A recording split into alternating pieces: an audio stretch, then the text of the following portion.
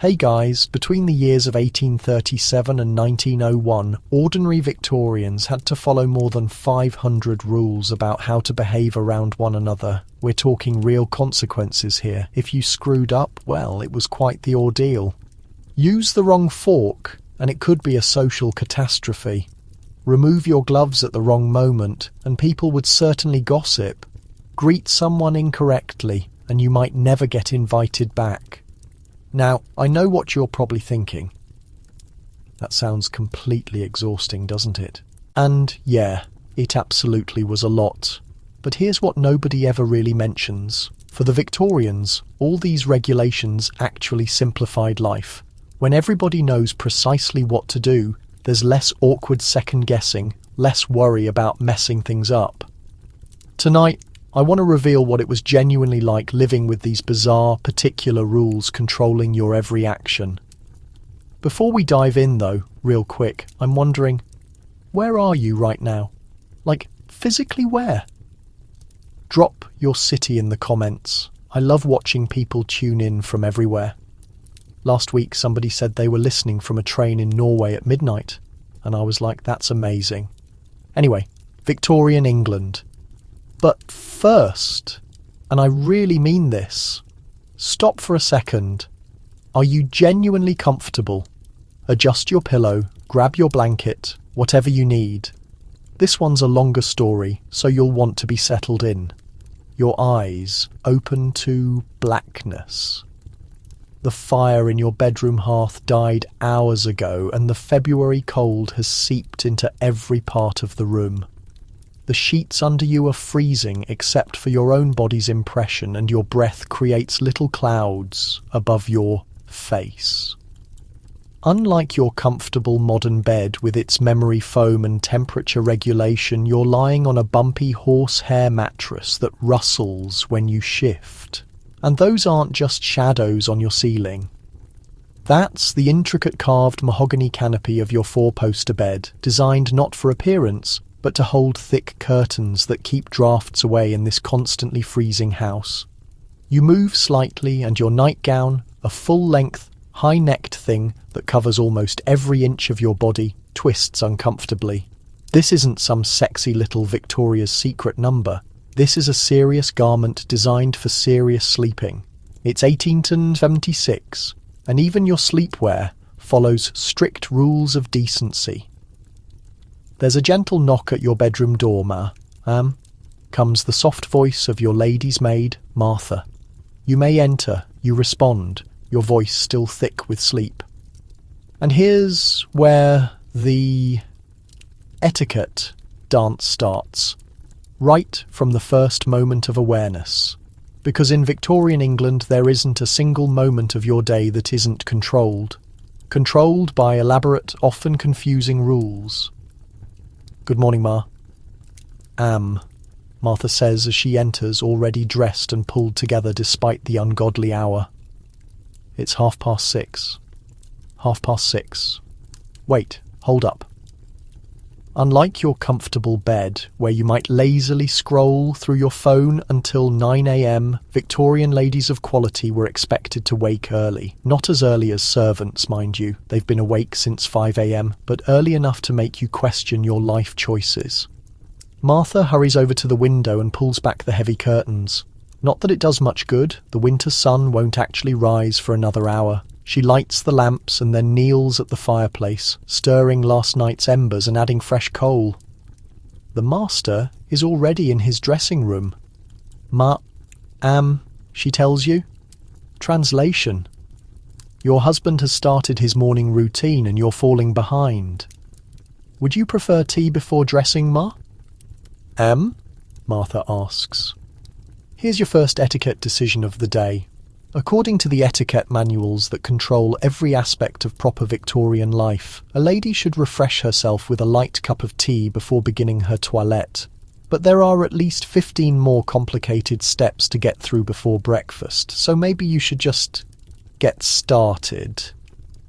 Yes. Tea. Please.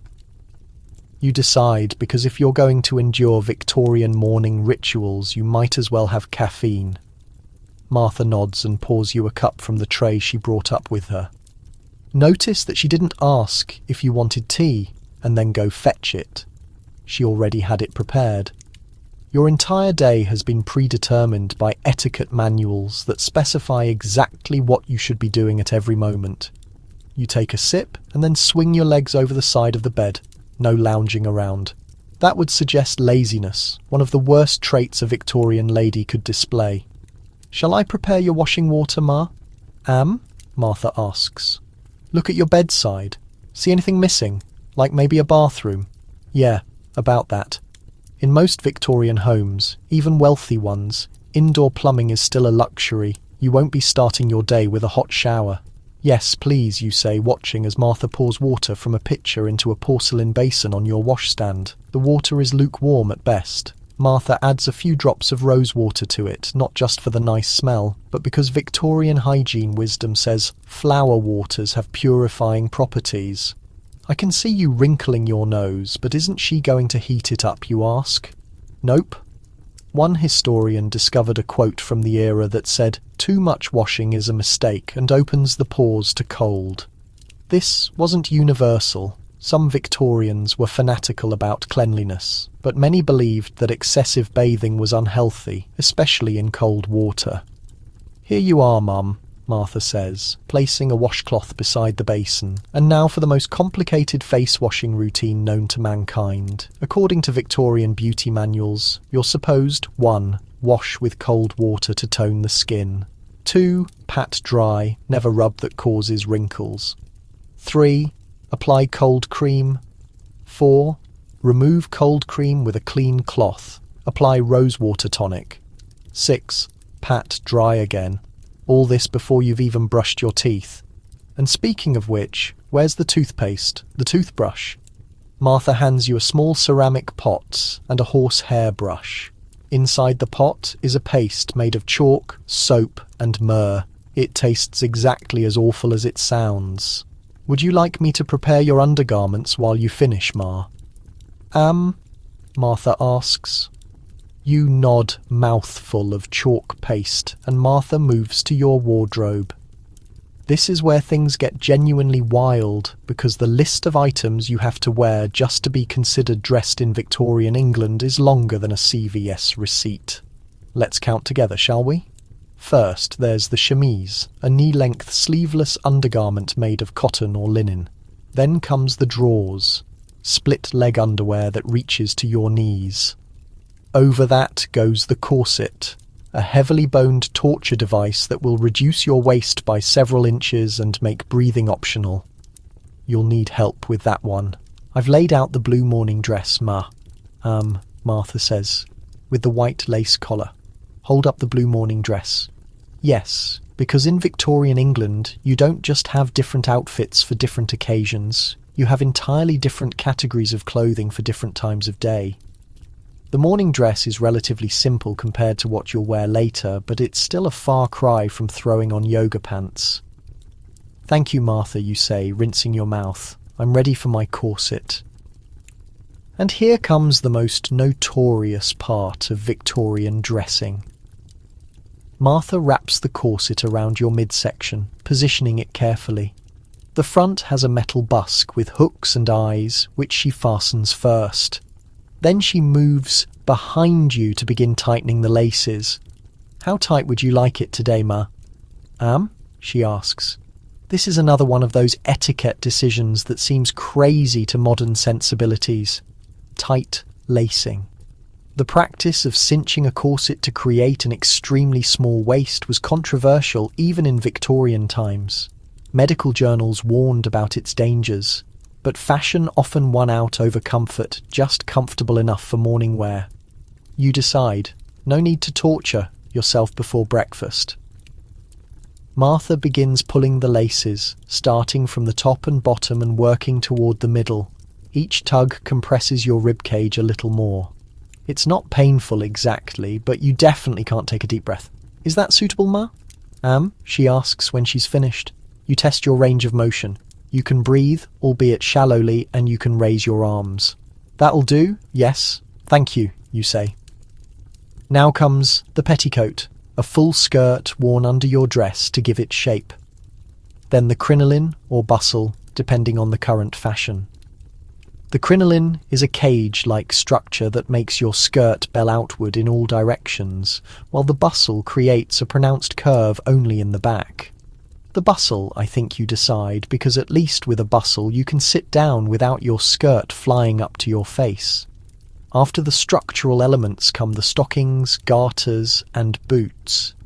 Your boots have dozens of tiny buttons, each of which must be fastened with a button hook. No zippers, no Velcro, just tiny buttons that take forever to fasten. Would you like your hair dressed now, Ma?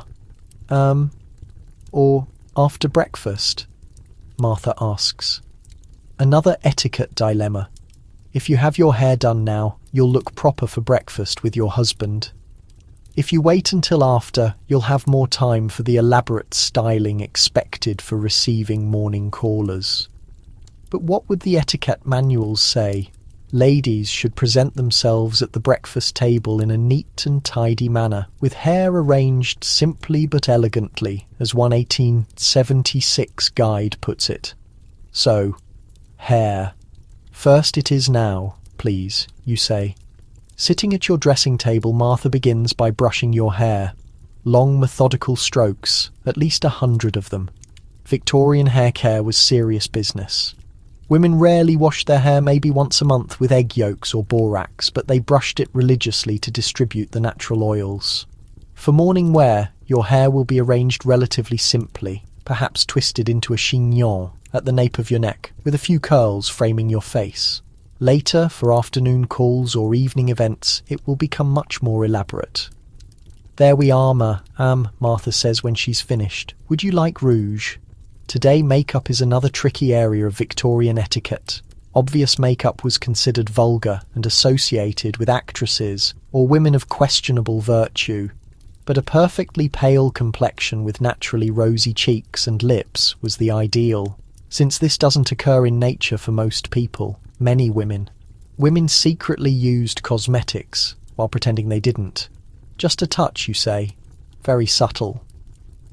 Martha takes a small pot from your dressing table drawer and applies the tiniest bit of rouge to your cheeks with her fingertip. Then she offers you a jar of lip salve, tinted slightly red with carmine dye. You dab it on yourself, careful to make it look as natural as possible. The morning dress comes next, a high-necked, long-sleeved gown in a muted blue. It's relatively plain compared to afternoon or evening wear, but still has an elaborate system of hooks and eyes up the back that require Martha's help. There we are, she says. Once you're fully dressed, will you be going down for breakfast? This seemingly simple question is loaded with social implications. In some households, ladies take breakfast in their rooms. In others, the family gathers together. It depends partly on personal preference and partly on what's fashionable among your social circle. Yes, I'll go down. You decide. Is Lady Caroline joining us? Lady Caroline is your mother-in-law who lives with you and your husband. Her presence at breakfast would change the entire dynamic, requiring more formal behaviour. No, Her ladyship is taking breakfast in her room this morning. Martha replies, Thank goodness for small mercies. At least you won't have to navigate the complex etiquette of dealing with your mother-in-law before you're properly caffeinated. Very well, that will be all for now, Martha. I'll ring if I need anything else. Martha curtsies slightly and withdraws, leaving you fully dressed and prepared to face the day. It's now approximately 7:30 a.m, and all you've accomplished is basic hygiene and getting dressed. And it required the help of another human being. You check yourself in the mirror one last time. Every hair is in place. Your posture is perfect, partly due to the corset which makes slouching physically impossible, and your expression is pleasantly neutral. Time to go downstairs and see your husband. The hallway outside your bedroom is freezing. Large houses are notoriously difficult to heat, and even with fireplaces in every room, the corridor doors remain cold. You make your way carefully down the grand staircase, one hand lightly touching the banister. Even the way you walk is governed by etiquette. A proper lady moves gracefully, taking small steps, never rushing or stomping about. When you reach the dining room, your husband is already seated at the head of the table, newspaper in hand. He looks up as you enter. "Good morning, my dear," he says, rising from his chair. This is proper etiquette. A gentleman always stands when a lady enters the room. He remains standing until you're seated. "Good morning, Harold," you reply with a small smile.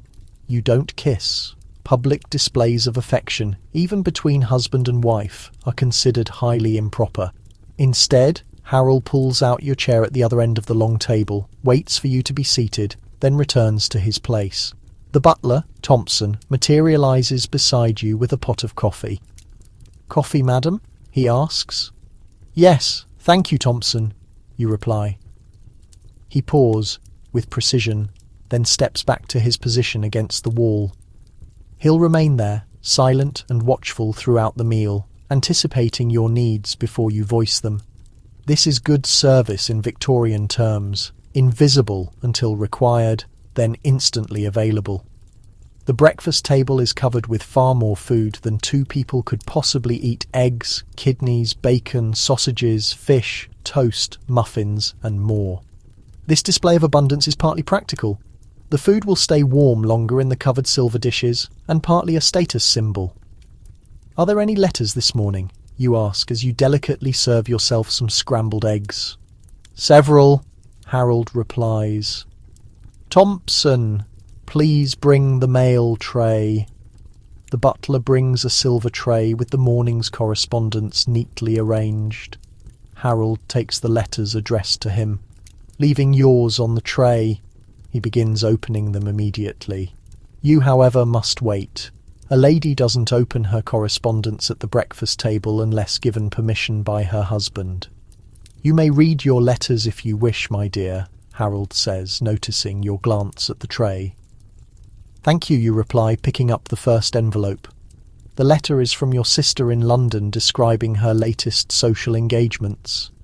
As you read, you must remember not to show too much emotion. No laughing out loud or expressions of surprise. Composure is essential to proper breeding. You and Harold eat in relative silence, occasionally commenting on your correspondence or the day's plans. Extended conversation at breakfast is not customary. Mornings are for organising one's day, not for discussion. When you've finished eating, you place your knife and fork together on your plate. This signals to Thompson that he may clear your setting. "I shall be at my club this afternoon," Harold informs you. "Will you be receiving visitors today?" "Yes," you say. "It's Tuesday, so I'll be at home to callers." This is another piece of Victorian social machinery. Each lady in society has a specific day when she's at home to receive visitors. Your friends know that on Tuesdays between 3 and 5 p.m. they may call on you and expect to be received. "Very good," Harold says, folding his newspaper. "I have some business to attend to in my study before I leave. Will you excuse me?" "Of course," you reply. Harold stands, bows slightly and exits the dining room. You remain at the table a moment longer, finishing your coffee. The day stretches before you. A carefully choreographed series of activities and social obligations, each with its own set of rules. After breakfast, you'll meet with the housekeeper to plan meals and discuss household matters. Then you'll write some letters and perhaps practice the piano for an hour. Luncheon will be a light, solitary affair, after which you'll change into your afternoon dress to receive visitors. If there's time before dinner, you might take a short walk, weather permitting, with your lady's maid as chaperone. The evening will bring another change of clothing and perhaps a dinner party or an evening at the theatre. Every moment from waking until sleeping is governed by rules of behaviour so intricate and numerous that entire books are written to explain them. And that's just for a regular day at home. Special occasions like dinners, balls, or travel have their own elaborate codes of conduct. You sigh softly, place your napkin beside your plate, and stand. Time to begin another day of navigating Victorian society's invisible maze of etiquette. Thompson appears instantly. Will there be anything else, madam? No, thank you, Thompson. Please inform Mrs. Wilson I'll meet with her in the morning room in half an hour. Very good, madam. As you leave the dining room, you mentally review your wardrobe. You'll need your afternoon dress ready for receiving visitors, and you should decide which evening dress to wear in case you're invited out. Each activity requires its specific uniform, and getting it wrong would be a social disaster. You pause at the foot of the stairs, straightening your posture before ascending. Even when no one is watching, a lady maintains her deportment. Because in Victorian England, etiquette isn't just what you do, it's who you are. Your lady's maid will be waiting to help you change your dress after your meeting with the housekeeper. The morning dress you're wearing now, while perfectly appropriate for breakfast with your husband, would be considered too casual for receiving guests in the afternoon, and so the dance continues, step by precise step through every hour of the day, because that's life in Victorian England, a never-ending performance where the rules are written in invisible ink, and one wrong move could spell social disaster. The morning has just begun, but already you've navigated dozens of potential etiquette pitfalls. And there are many more to come as the day unfolds, but that's a story for another hour of our journey through Victorian life. After meeting with Mrs. Wilson, your housekeeper, you retreat to your private sitting room. It's nearly noon, and you've scheduled a shopping trip to select new ribbons for your evening gown. This means venturing into a battlefield of potential social missteps that requires serious preparation. Martha, you call, ringing the small silver bell on your desk. I'll be going out after luncheon. Your lady's maid appears promptly. Yes, ma. Will you be walking or taking the carriage? Another decision loaded with social implications.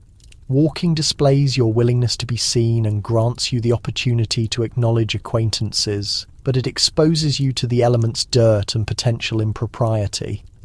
Taking the carriage shows status but might seem pretentious for a simple shopping trip. I believe I'll walk.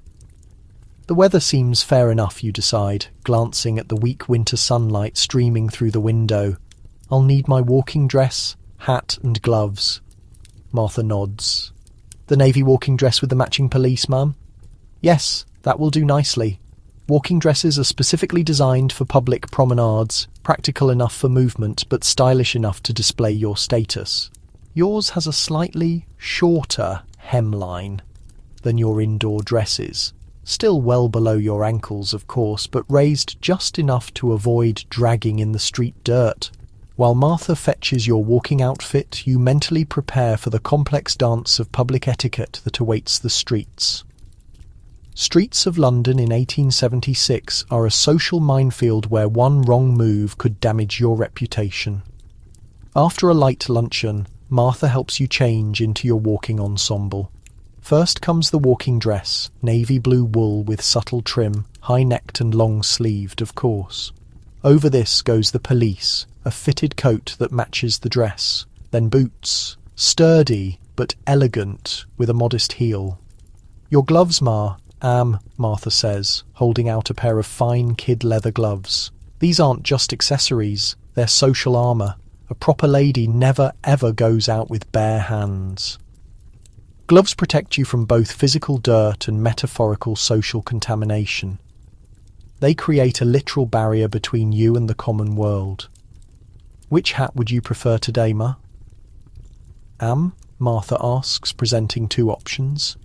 You select a modest bonnet trimmed with navy ribbon and a small cluster of artificial flowers. Too elaborate would seem showy for a simple shopping expedition. Too plain would suggest carelessness about your appearance. Martha ties the ribbons under your chin and steps back to assess the overall effect. Very suitable, Ma. Will you be taking a parasol? Yes, I think I shall. Even weak winter sunlight poses a threat to a lady's complexion. Pale skin is a mark of gentility, showing you don't labour outdoors like the working classes. Martha hands you your parasol, gloves, and a small reticule, a drawstring bag just large enough for a handkerchief, a few coins, and perhaps a calling card or two, no bulky handbags. In Victorian England, a lady travels light, as her needs should be minimal in public. "Will you require an escort, Ma?" Martha asks. Another critical decision. Respectable ladies, especially younger ones, don't walk alone on public streets. But you're a married woman of 26, not some debutante, and you're only going a few streets over to the shops. Still, etiquette books are clear on this point. "Yes. You'll accompany me, Martha, you decide. Not only is it proper, but your maid can carry any purchases, saving you from the indignity of appearing burdened in public." As you descend the stairs, your husband emerges from his study. "Ah, my dear, are you going out?" he asks, noting your walking attire. "Yes, to the haberdashery on Bond Street. I need ribbons for my blue silk gown." "Very good. Be sure to take Martha with you," he says, "and perhaps you might see if Blackwood's has the latest Fraser's magazine. I've been waiting for this month's issue." "Of course," you reply with a small smile. Harold nods, satisfied. A husband's permission for such outings isn't strictly necessary, but his approval is still important. Victorian marriages may be partnerships, but they're not equal ones. Thompson appears with your outer things, a fur-trimmed cloak to go over your pelisse in the winter chill, and a small muff for additional warmth. Once suitably bundled, you're finally ready to brave the public sphere. "We shall return by 4 o'clock, you inform Thompson. This timing is deliberate. It allows you to complete your shopping and return home before dusk. Respectable women are rarely seen on the streets after dark. The front door opens and you step out into the crisp winter air of London. Martha follows a few paces behind, close enough to assist if needed, but not so close as to seem like an equal. The moment your foot touches the public pavement, you transform. Your posture, already impeccable thanks to your corset, becomes almost regal. Your expression shifts to one of pleasant neutrality, not smiling, which could be misinterpreted as seeking attention, but not severe either. This is your public face, carefully cultivated to reveal nothing while observing everything. Keep your eyes modestly downcast, Victorian etiquette manuals advise, but still sufficiently raised to observe all that passes around you. It's a delicate balance, seeming demure while remaining vigilant. You set off at a measured pace, not too slow, which suggests idleness, nor too quick, which appears undignified. Your hands encased in gloves hold your parasol delicately. The very way you walk is a performance, each step demonstrating your breeding and refinement as you turn onto a busier street. The real test begins. Other pedestrians are everywhere, ladies and gentlemen of varying social ranks, shopkeepers, servants, street vendors. Each requires a different response according to the elaborate hierarchy of Victorian society. A gentleman approaches from the opposite direction. You don't know him, so you keep your eyes forward, acknowledging neither his existence nor his appreciative glance. An unknown man doesn't exist to a respectable woman unless properly introduced. The lady is a fortress, one etiquette book proclaims, impenetrable to casual acquaintance and immune to improper advance. Next comes a lady you recognise vaguely from church services, Mrs. Henderson. If you recall correctly, she's of similar social standing, so a slight nod of acknowledgement is appropriate. She returns the gesture, and you both continue on your way. No words are exchanged. You haven't been formally introduced, merely recognise each other from shared social spaces. "Oh my goodness," Martha murmurs from behind you. "Mind the puddle, Ma." You navigate around a dirty puddle in the street, carefully lifting your skirts with your right hand, just enough to clear the hem from danger. No more. To raise your skirts with both hands would be considered vulgar, revealing too much ankle and suggesting a lack of modesty. Across the street you spot Lady Harrington, a prominent society matron who has entertained you and Harold at her home. This warrants more recognition. You incline your head more noticeably and offer a small smile. She acknowledges you with a similar gesture before continuing her conversation with her companion. A delivery boy rushes past, nearly colliding with you. He tips his cap hurriedly in apology, but doesn't speak. Crossing classes through conversation would create uncomfortable social friction for both of you. As you approach a busy intersection, a true test of street etiquette presents itself. A gentleman you know quite well, Mr. Fairfield. One of Harold's colleagues is walking toward you. Upon seeing you, he immediately removes his hat with his hand farthest from you, the left one in this case, executing a small but proper bow. Mrs. Blackwood. "Good afternoon," he says politely. "Mr. Fairfield. How do you do?" you reply, stopping briefly. He replaces his hat promptly after the greeting. Leaving it off too long would appear obsequious, while failing to remove it at all would be deeply disrespectful.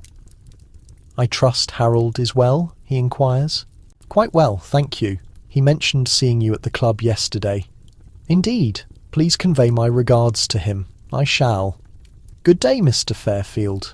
"Good day, Mrs. Blackwood." The entire exchange takes perhaps 30 seconds, but it follows precise choreography.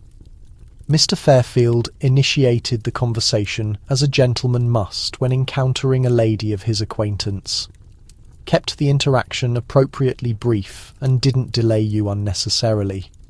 You maintained proper eye contact without being overly familiar, and the topics remained suitably impersonal. Had Mr. Fairfield been accompanied by his wife, further complications would have ensued.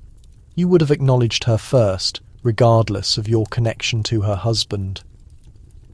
The gentlemen would have tipped their hats but allowed the ladies to determine the length and tone of the encounter. Everyone said Victorian women were oppressed, you might be thinking, but it seems like they had a lot of social power. Well, yes and no. Women controlled much of the social realm, but that power existed within rigid boundaries established by men. The rules themselves might seem to favour female authority in certain interactions, but the overall system still placed women in a dependent position. You continue your walk toward Bond Street, navigating more social encounters along the way. When a carriage splashes through a puddle nearby, a working-class man instinctively steps between you and the spray, protecting your dress at the expense of his own clothing. You don't thank him directly. That would require conversation with a stranger, but you incline your head slightly in acknowledgement of his courtesy. The street grows more crowded as you approach the shopping district. Here, a new set of rules applies. In the crush of bodies, you must maintain your personal space without appearing rude or defensive. Your parasol serves as a subtle boundary marker, keeping others at an appropriate distance. "Excuse me, Ma." A rough-looking man has approached too close, violating the invisible bubble of propriety around you. Martha immediately steps forward, placing herself between you and the stranger. "Sir, please keep your distance," she says firmly. The man scowls but moves away. This is why escorts are necessary. They provide a buffer between ladies and the unwashed masses, handling uncomfortable situations, so you don't have to soil your hands, metaphorically, with confrontation. You arrive at the haberdashery, a small but elegant shop catering to ladies of quality. As you enter, the bell above the door announces your arrival, and the shopkeeper looks up from his ledger. "Mrs. Blackwood, good afternoon," he says with a respectful bow. He knows you by name. You're a regular customer, and shopkeepers make it their business to remember their better clientele. "Good afternoon, Mr. Davis," you reply. "I'm looking for ribbon to trim an evening gown. Something in a pale blue silk, perhaps, with a subtle pattern." "Of course, Ma." I have several options that might suit." He gestures to a stool by the counter. "Would you care to be seated while I bring them for your inspection?" You take the offered seat, maintaining perfect posture despite your fatigue from the walk. Shopping etiquette is its own specialised realm with expectations for both customer and merchant. As a lady of quality, you're entitled to personal service and comfortable accommodations, but you're also expected to behave with courtesy toward the shopkeeper. Mr. Davis brings out several spools of ribbon, displaying them on the counter for your examination. This one was imported from Paris just last month, he says, indicating a particularly fine example. The pattern is quite new. You examine the ribbons carefully, touching them only with your gloved fingertips. Even through the leather you can feel the quality of the silk, the French blue with the silver thread. I think you decide. 3 yards should be sufficient. An excellent choice, Ma. While Mr. Davis measures and cuts the ribbon, you maintain a dignified silence. Chattering or haggling would be beneath your station. Quality goods command quality prices, and a lady never appears concerned with something as vulgar as cost. Will there be anything else today, Ma? He asks as he wraps your purchase in tissue paper. Yes, I'd like to see your new laces as well. I need something suitable for a morning cap. Another selection process ensues, ending with the purchase of 2 yards of delicate white lace. Mr. Davis wraps it carefully as well, then hands both packages to Martha, who tucks them into the small basket she carries for this purpose. Please charge these to Mr. Blackwood's account, you instruct. Certainly, madam. Thank you for your business. You leave the establishment with the same poise you displayed upon entering, your parasol once again shielding you from the midday sun. Your following destination is the bookshop to pick up Harold's requested magazine, and during your walk you observe a disturbance ahead. A street merchant's cart has toppled over, sending oranges rolling across the street. A modest gathering has formed, with some assisting in gathering the fruit, while others merely observe the commotion.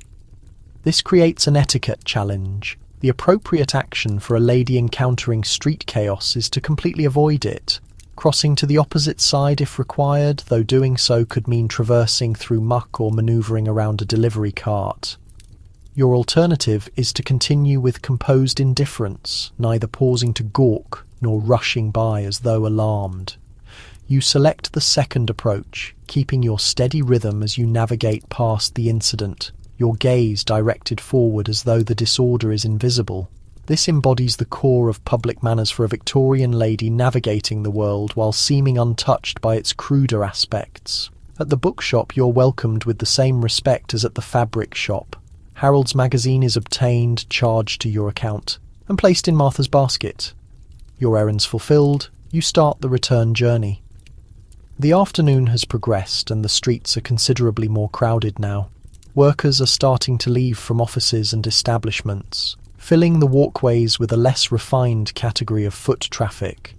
You accelerate your speed somewhat, anxious to reach the refuge of your residence before the genuine rush starts. As you arrive on your street, you meet Lady Caroline, your husband's mother, returning from her own afternoon visits, escorted by her companion, Miss Winters. "Oh, Elizabeth," Lady Caroline says, employing your first name as is her right. "As your spouse's mother, I notice you've been out. Purchasing items?" "Yes, Lady Caroline." You respond with suitable deference. "Simply some ribbons and lace and a periodical for Harold." "Indeed." Her expression is appraising, examining your presentation for any imperfection she might critique afterward. "Well, you should head inside. The temperature is dropping and you're appearing somewhat flushed from your activities." This is as near to care as Lady Caroline ever expresses. You accept it with a gracious acknowledgement. "Yes, I was just heading back. Will you be dining with us this evening?" "I will." "I've asked Canon Pembroke to join us as well. Such an enlightening speaker. 6:30, as always. Naturally. I'll notify Cook to prepare an additional setting." With a dignified nod, Lady Caroline proceeds toward the residence, Miss Winters following her like an obedient presence. You maintain a respectful interval, preserving the hierarchical distance between mother-in-law and daughter-in-law that propriety requires. Thompson opens the entrance as you approach. Having noticed you from the window, you enter the front hall with a breath of relief. Public display concluded, you can now ease into the somewhat less strict etiquette of your own dwelling. Your wrap, madam, Thompson says, assisting you in removing your outer garments. Thank you, Thompson. Lady Caroline has asked Canon Pembroke to dinner this evening. Please alert cook. Very well, madam. Martha collects your hat, gloves and parasol, treating them with the attention such costly items warrant. Your gloves will require cleaning. Even the short contact with merchandise has left them slightly soiled. I'll prepare your afternoon attire, madam, Martha says, the green silk with the lace neckline. Yes, that will be suitable. You climb the stairs, mentally assessing your afternoon's outing. By Victorian measures, it was wholly successful. You completed your tasks without a single etiquette violation, handled various social interactions properly, and returned home with your respectability and clothing unblemished. But the day's etiquette trials are hardly finished. Dinner with Lady Caroline and Canon Pembroke introduces a completely new collection of protocols to manage. Formal meal service, appropriate discussion subjects, and the sensitive balance of respect to your mother-in-law while preserving your authority as the mistress of the household. As Martha assists you in changing into your afternoon attire, you mentally brace for the upcoming social display. The public streets may be a battleground of manners, but the Victorian dinner table is where standing is genuinely established and destroyed. You sit at your vanity as Martha fixes your hair, inserting a few additional pins to secure the arrangement that had loosened somewhat during your outing. The reflection in the mirror reveals no trace of the mental processing constantly occurring behind your composed features, the endless draining work of being a proper Victorian lady. But that's a tale for another segment of our journey through the peculiar world of Victorian manners. After switching into your afternoon attire, the green silk with delicate lace embellishment at the neckline and sleeves, you glance at the small decorative clock on your mantel, just after 3. Excellent timing, Martha. Are the parlour fires burning? You inquire as your maid fastens the last hairpin. Yes, madam. Thompson had them burning an hour past. The space is quite comfortable now, and tea will be brought at 4. Cook has been notified, madam. Everything's arranged. Today is Tuesday, your receiving day. Between 3 and 5 in the afternoon, ladies of your social circle understand they may visit you and expect to be welcomed. This system avoids the social disorder that would result if people simply appeared whenever they wished. Every lady in your circle has her assigned day carefully noted in your leather-bound visiting record. You proceed downstairs to verify the parlour is appropriately prepared for callers. The space must be spotless, but not showy. Inviting but formal enough to preserve proper separation. The parlour is the centre of Victorian social existence, a feminine space where women handle the delicate matter of preserving social relationships. The area itself embodies this function, with refined but sturdy furnishings positioned to enable conversation while maintaining proper distance between visitors. You adjust a pillow, reposition a figurine, and verify the current editions of acceptable periodicals. Godey's Ladies' Book, Peterson's Magazine and the Queen are tastefully displayed on a side table. These minor details matter tremendously in the theatre of Victorian social visits. Thompson emerges at the parlour entrance. Pardon me, madam, there are calling cards. Indeed. The opening move in the complex game of social visiting has commenced. Thompson presents a small silver tray containing 2 visiting cards. You inspect them thoroughly. The first card displays Mrs. Edward Pemberton in refined script with the address 42 Grosvenor Square printed below. The second, somewhat smaller card displays Miss Harriet Pemberton, Mrs. Pemberton's unwed daughter. Multiple important pieces of information are communicated through these simple rectangles of card paper.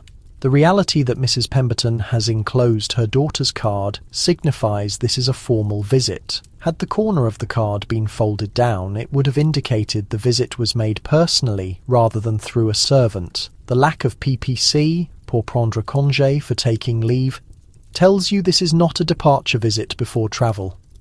Are the ladies present, Thompson? You inquire. Yes, madam. In the coach. Now arrives your reply. In this wordless exchange, you have multiple options, each with separate social consequences.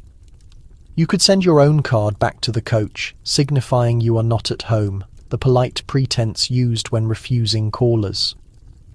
This wouldn't necessarily indicate you're genuinely absent, just unavailable, possibly due to sickness, previous commitments, or simply not desiring to see these specific visitors. The Pembertons would interpret this as a gentle rejection of their visit today, but not a permanent social severance. Conversely, you could ask them inside, officially accepting their visit and thereby recognizing your social relationship. Once permitted entry, rigid time constraints apply. 15 to 30 minutes for a typical visit with careful attention to not exceeding one's welcome. The Pembertons are solid acquaintances, if not close friends. Mrs. Pemberton's spouse is a colleague of Harold's and her daughter Harriet is of marriageable years. Establishing relationships with established matrons like yourself is significant for her social progression. Please tell the ladies that I am receiving and would be pleased to welcome them, you instruct, Thompson. Very well, madam. Thompson departs to relay your acceptance, and you assume a position in your assigned chair situated to receive the optimal light while enabling you to monitor the whole space. Bearing is critical. You sit upright, feet ankles together and angled slightly to one side, hands clasped in your lap. Moments afterward, Thompson returns to announce Mrs. Edward Pemberton and Miss Harriet Pemberton. You stand as they arrive, extending your hand first to Mrs. Pemberton as the elder lady, then to her daughter.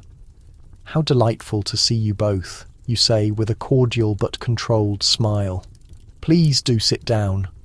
Mrs. Pemberton occupies the chair closest to yours, a privilege of her years and standing, while Harriet sits somewhat farther off on a small sofa. Thompson exits, shutting the parlour doors to guarantee privacy. I trust you are in good health, Mrs. Blackwood. Mrs. Pemberton starts taking off her gloves, an indication she plans to remain for tea. Quite well, I appreciate your asking, you respond. And you? I hope Mr. Pemberton has recovered from his illness. He has, thankfully. Dr. Wilson's remedy worked remarkably. The discussion proceeds along carefully established patterns. Health questions, gentle remarks on the climate, soft observations about mutual associates. Nothing contentious, nothing overly personal, nothing that could trigger strong feeling. Harriet sits silently, speaking only when directly engaged. As an unwed young lady, her function is mainly to watch and absorb the intricate choreography of social discussion from her mother. We attended Lady Harrington's music evening on Thursday, Mrs. Pemberton remarks. I believe you were absent. This is both fact and subtle questioning. Why weren't you present? Was there a slight ment? A social duty disregarded? Yes, regrettably. Lady Caroline was feeling poorly and I felt I should instead stay at home with her. You clarify. This justification, family responsibility, is beyond reproach. Naturally. Mrs. Pemberton nods, content with your explanation. Family must take precedence. Lady Harrington did inquire after you specifically. Your absence was registered in elevated circles, but your reason is acknowledged. The discussion continues in this manner. Every remark filled with undertones, every inquiry holding multiple layers of significance. It's draining and thrilling, a verbal duel waged with the highest courtesy. After exactly 15 minutes, Thompson reappears with the tea service. The timing is flawless. Tea is presented as a courtesy to valued callers, prolonging their visit beyond the minimal polite length. Shall I serve, madam? Thompson inquires. Thank you, Thompson. I shall handle it. Serving tea is the hostess's prerogative, a display of your domestic skill and elegance. You assume your place at the tea service, inquiring each guest her preference. Just a touch of milk. Thank you, Mrs. Pemberton says. The same for me, please, Harriet echoes. You pour with rehearsed exactness, adding milk in the precise amount desired, and pass each cup with saucer to your visitors. Small sandwiches, refined cakes and cookies are presented from tiered dishes. The ceremony of tea generates a natural transition in discussion subjects. Remarks on the excellence of the blend, praise on the refreshments, and comments about recent social functions now become suitable. "Have you learned about the Wilsons' dinner gathering last week?" Mrs. Pemberton inquires, carefully balancing her teacup. Such an uncommon selection of attendees.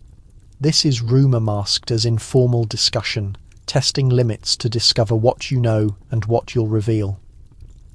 I understood it was quite well patronised.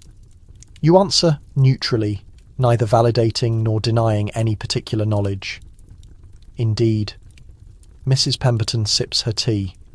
Mrs. Wilson placed Mr. Fairchild beside Lady Thornton. Quite a bold choice given their past. The suggestion is obvious. There's some controversy or unease between these two individuals that Mrs. Pemberton presumes you're aware of, but spreading rumours is hazardous ground. If you seem too interested in sordid particulars, your own standing might be affected. Display too little curiosity and you seem innocent or isolated from vital social information. "I'm certain Mrs. Wilson had her motivations," you say tactfully. "Her dinner gatherings are consistently so carefully organised." Mrs. Pemberton smiles, acknowledging your adept deflection. "True. Though I wonder what Lady Thornton's spouse thought of the seating plan. You guide the discussion to less dangerous territory.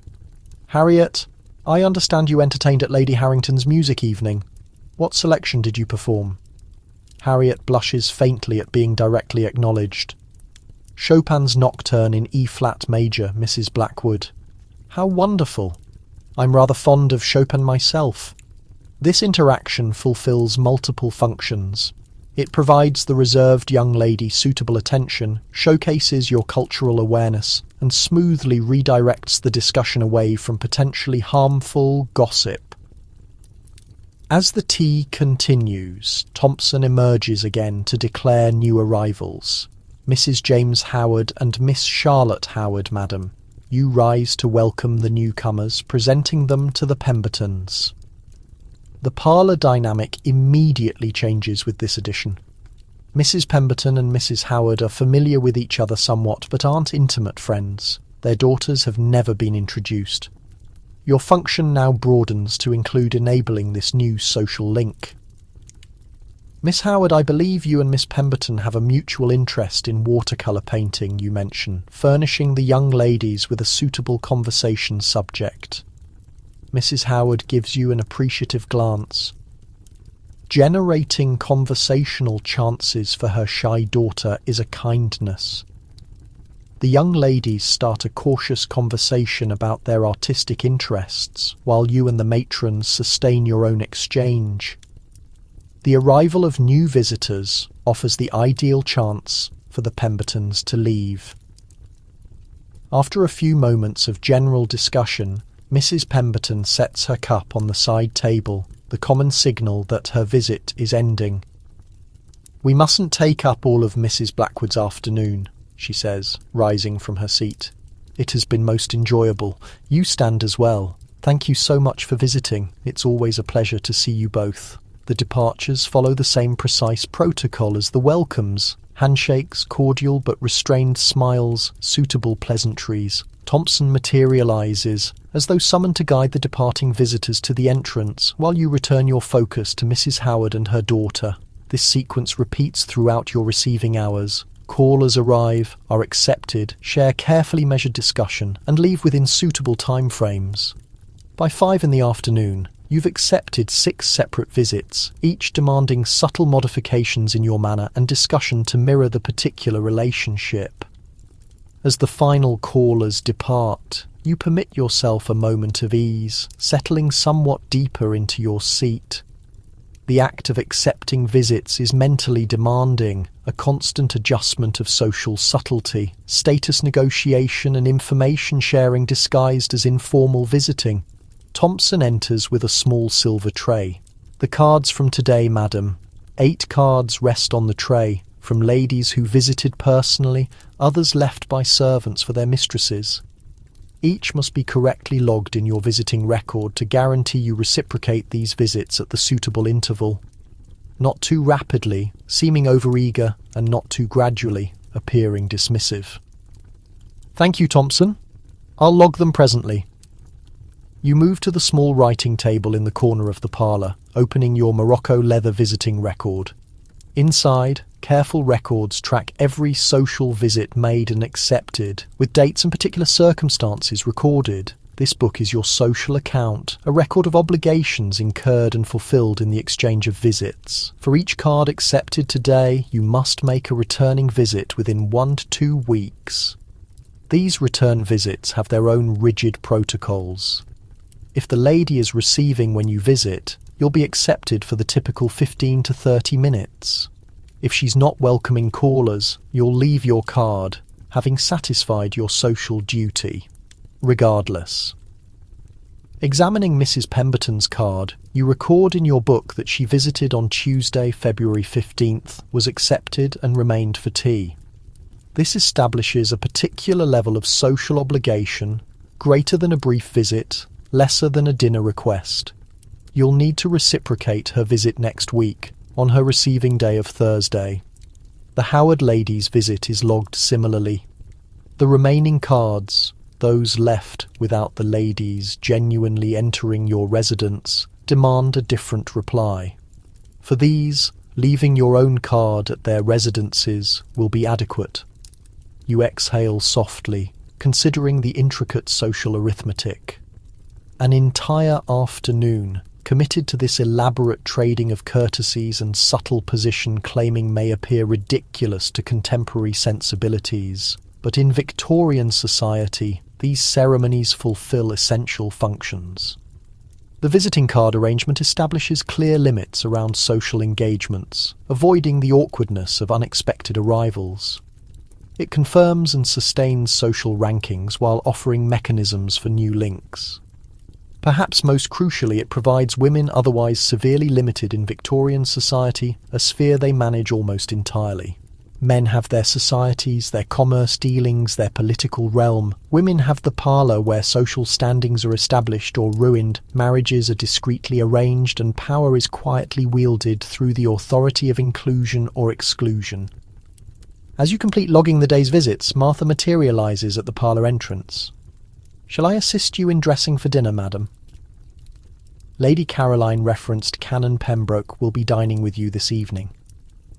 You close your visiting record with a small exhale. The afternoon display is finished, but the evening social theatre is still to come. "Yes, thank you, Martha. I'll wear the burgundy silk with the black lace covering." You rise, smoothing your green afternoon attire. The social requirements of a Victorian lady are unrelenting, each segment of the day bringing its own rigid demands and expectations. The morning's household oversight, the afternoon's social visits, and now the evening's formal dinner, each with its own wardrobe and performance. As you follow Martha upstairs to prepare for dinner, you mentally assess the day's social interactions, noting any potential errors or especially successful moments. In the elaborate game of Victorian society, self-knowledge is essential. One incorrect remark, one misread gesture, one social duty neglected, and your carefully sustained position could be jeopardised. The burgundy dinner attire awaits, along with yet another collection of regulations, table manners, dinner discussion, appropriate respect to the evening's visitor. But that's a tale for another segment in our exploration of Victorian existence. After Martha assists you in changing into your burgundy silk dinner attire, your metamorphosis for the evening is almost finished. The burgundy material, deep and gleaming in the lamplight, establishes a fitting foundation for the black lace covering. Formal enough for dinner with a clergyman, but not so elaborate as to appear like you're going to a ball. Martha secures a simple pearl necklace around your neck and attaches matching earrings. The jewellery is intentionally modest. Anything more elaborate would be unsuitable for a home dinner, even with visitors. The mistress's jewels tonight, Martha inquires, mentioning your mother-in-law's ornate pieces. No, you respond. Lady Caroline will be wearing her own. It wouldn't be proper for us to coordinate. This minor detail matters immensely. In the precisely measured world of Victorian dinner manners, overshadowing your mother-in-law would be a serious misstep. Your hair is restyled into a refined evening configuration, higher and more formal than your afternoon hairstyle, but still comparatively simple by evening expectations. A few small pearl pins offer the only decoration. There we are, madam, Martha says, stepping back to review her work. Would you like a light application of rice powder? Yes, just a bit. Martha applies the powder with a soft implement, eliminating the slight glow from your face. Evident makeup remains forbidden for respectable women, but this subtle adjustment is permissible, improving nature rather than concealing it. A gentle knock at the bedroom entrance signals the presence of Thompson. Pardon me, madam. Lady Caroline requested me to tell you that Canon Pembroke has come, and she proposes you join them in the parlour in 10 minutes. This, too, is precisely timed. As the mistress of the household, you don't welcome visitors immediately upon their entrance. That would seem over-eager. But neither can you postpone too long, which would appear disrespectful. 10 minutes is exactly right. Sufficient to confirm your position, not so long as to cause offence. Thank you, Thompson. Please inform Lady Caroline I shall be down shortly. Thompson bows slightly and leaves. You turn back to the mirror for a final review, verifying that every detail is proper. In Victorian dining, presentation isn't simply vanity. It's a basic form of respect for your visitors and your station. I believe we're done, Martha. Thank you. Yes, madam. Will you require me again before retiring? No, I don't anticipate so. You may go to bed after dinner is served. You rise from your vanity, mentally bracing for the evening ahead. Dinner is considerably more than simply a meal. It's an intricate social display where every action, every statement, every look carries significance. The pressure is especially high tonight with Canon Pembroke present. As a senior clergyman, his favourable opinion affects your family's social position, and his link to the bishop means his influence reaches into the highest levels. You descend the stairs with deliberate steps, neither rushing undignified nor delaying inconsiderate. The parlour doors are open, and you can hear the low sound of discussion between Lady Caroline and Canon Pembroke. Harold's voice is missing. He must be delayed. At precisely the 10-minute mark, you enter the parlour. Both occupants face you, discussion halting. Canon Pembroke rises immediately from his seat. A gentleman always stands when a lady enters the space. "Oh, Elizabeth," Lady Caroline says. Canon Pembroke was just relating news of the bishop's fundraising work for the new hospital addition. How marvellous. You respond with a cordial smile, crossing to extend your hand to the canon. "Good evening, Canon Pembroke. How delightful to see you again." "Mrs. Blackwood," he responds, taking your hand briefly. "The pleasure is entirely mine. You're looking exceptionally well. Thank you. I hope I find you in sound health." Indeed, most blessed in that respect. This interaction, though seemingly trivial, is vital to setting the appropriate tone for the evening. Formal, but amiable. Respectful, but not inferior. You occupy your seat in a chair, arranged to create a conversational triangle with Lady Caroline and the canon, sustaining proper spacing while allowing easy discourse.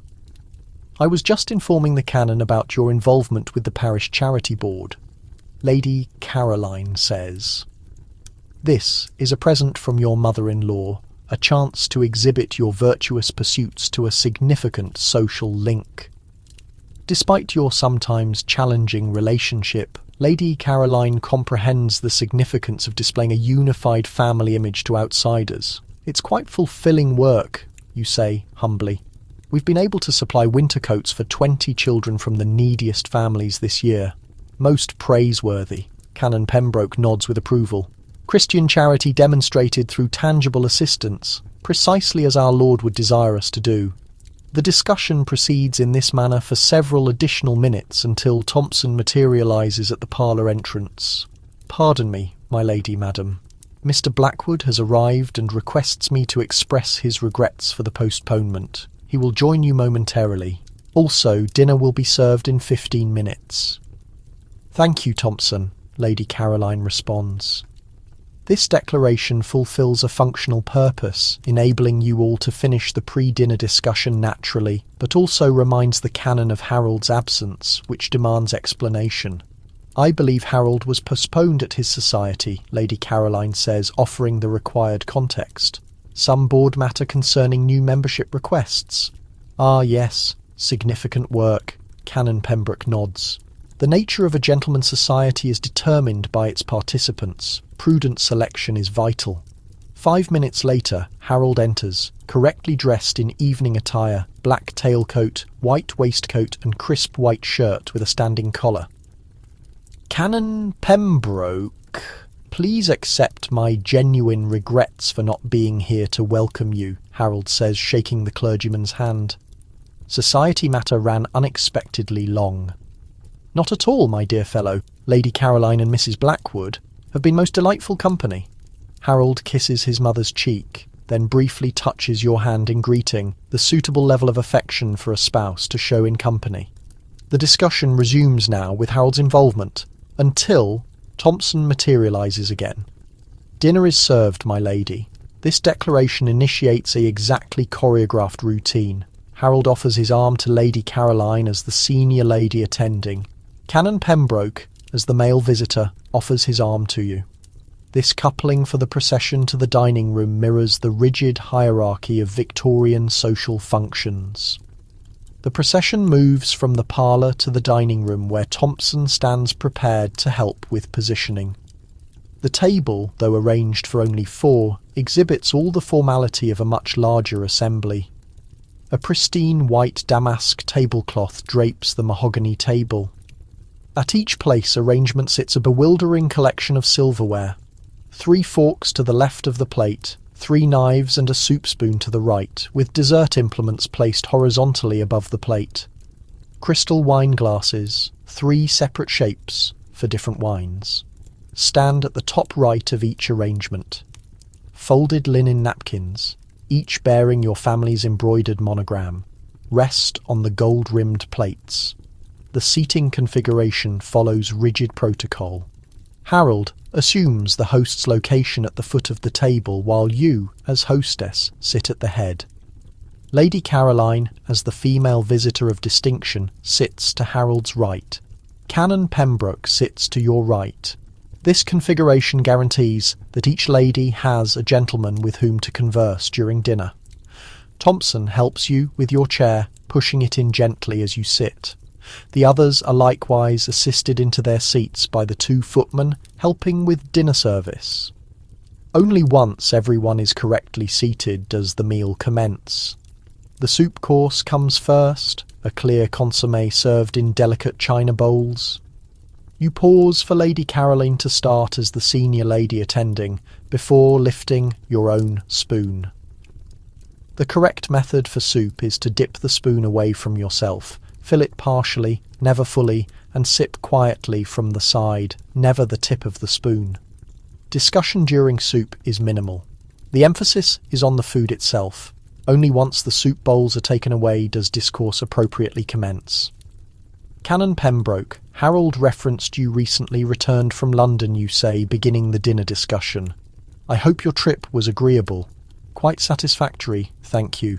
The railways have made travel so much more refined than in my youth." The fish course comes, poached salmon with a delicate dill sauce. New plates and suitable implements materialise as though by magic, the servants moving with rehearsed proficiency. You're cautious to use the proper fork and knife, the fish knife and fork being smaller and slightly different in form from those meant for meat. Using the incorrect implement would be a conspicuous error, identifying you as poorly bred despite your station. The bishop speaks quite highly of St. Thomas's Hospital.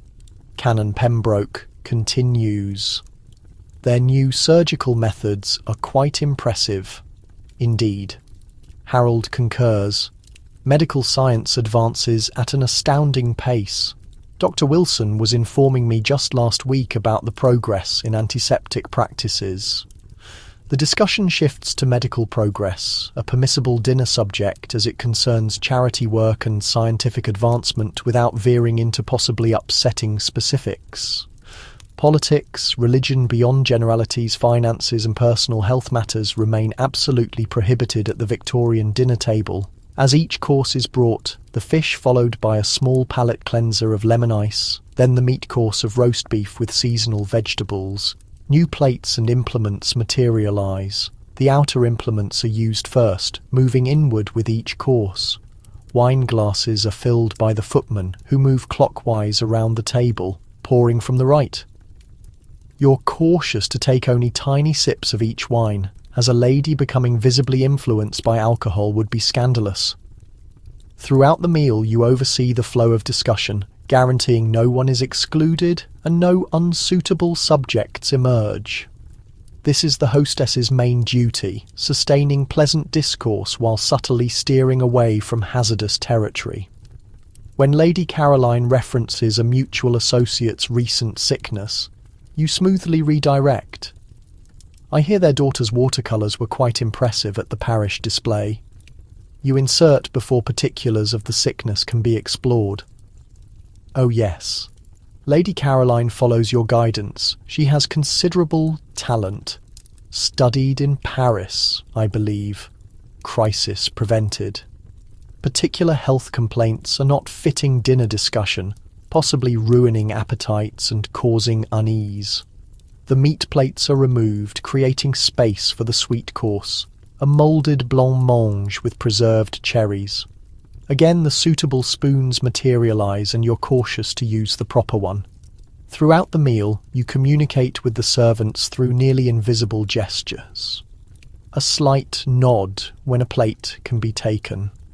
A subtle look when a glass needs refilling. This wordless language enables service to proceed flawlessly without disrupting discussion. When the dessert course is finished, you catch Lady Caroline's eye. She gives a nearly imperceptible nod, the signal that it's time for the ladies to retire, leaving the gentlemen to their port and cigars. You rise from your chair and Lady Caroline follows suit. The men stand immediately. "Shall we retire, Lady Caroline?" You inquire, preserving the pretense that it's a spontaneous choice rather than a custom as ancient as time. "Yes, my dear, let's leave the gentlemen to their port. Canon Pembroke and Harold remain standing until you and Lady Caroline have exited the space, the doors shutting behind you. In the parlour, tea awaits, another precisely orchestrated custom. You assume your seat near the tea service with Lady Caroline in the most comfortable chair. Canon Pembroke appears in fine spirits, you note, as you pour tea into the delicate cups. Indeed, I believe the bishop has suggested a potential cathedral appointment for him. Most beneficial for our parish to have such a link. This quiet interval between dinner and the gentleman's return fulfills multiple functions, enabling men their masculine discussion over cigars and port while providing women time for more private discourse without male attendance. After exactly 20 minutes, the appropriate interval for port and cigars, Harold and Canon Pembroke reconnect with you in the parlour. Again, you all rise as they enter, resuming your seats only when they are positioned. The evening continues with general discussion, perhaps some music if a visitor is known to perform well until the suitable hour for leaving, never too early suggesting boredom, nor too late imposing on hosts. When Canon Pembroke finally signals his intention to leave around 10 in the evening, the departures follow another exact sequence. Harold rings for Thompson, who brings the Canon's hat, coat and walking stick. You all express suitable pleasantries and Harold personally escorts the Canon to the entrance, a gesture of respect for a significant visitor. Once he's departed, the family dynamic changes. The display for outsiders finishes, though the somewhat relaxed manners of family engagement still follows its own regulations. "A pleasant evening, I believe," Lady Caroline notes. Canon Pembroke appeared quite satisfied with the meal. Cook surpassed herself with the blancmange. "You concur?" "I believe I shall go to bed," Lady Caroline declares. "Good night, Harold, Elizabeth." "Good night, mother," Harold says, kissing her cheek. "Good night, Lady Caroline," you add with a respectful acknowledgement. After she exits, you and Harold have a brief interval alone, the only genuinely private time in your tightly organised day. "Successful dinner, my dear," Harold says, finally permitting himself to ease slightly. Canon Pembroke referenced the bishop may visit next month. "We shall need to arrange accordingly." "Naturally." You nod. "I'll speak with Mrs. Wilson about extra staff for such an event." Even in this private moment, discussion centres around social duties and appearances. The Victorian marriage, like everything else in your world, functions according to precisely defined boundaries. Soon you too prepare to go to bed. The day's social displays finished. As Martha assists you in undressing for bed, removing the pearl jewellery, unlacing your corset, brushing out your intricately arranged hair, you mentally assess the evening. The dinner succeeded on all levels. Appropriate manners were preserved, agreeable discussion flowed without mishap, the food and service reflected favourably on your household, and a significant social link was strengthened. In the intricate accounting of Victorian social standing, tonight represents a definite gain. Yet, as you finally rest in your bed, liberated from the physical limitations of corsets and heavy skirts, liberated from the mental limitations of constant social watchfulness, you can't help but question the meaning of it all.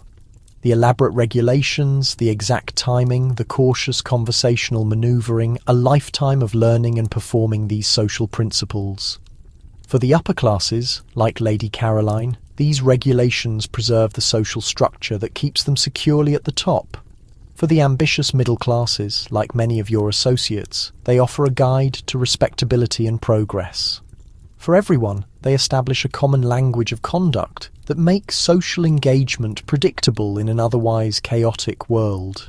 As you drift towards sleep, you understand tomorrow will bring another precisely choreographed day of social display. Morning visits to reciprocate, household affairs to manage, correspondence to sustain, appearances to maintain, the never-ending choreography of Victorian correctness.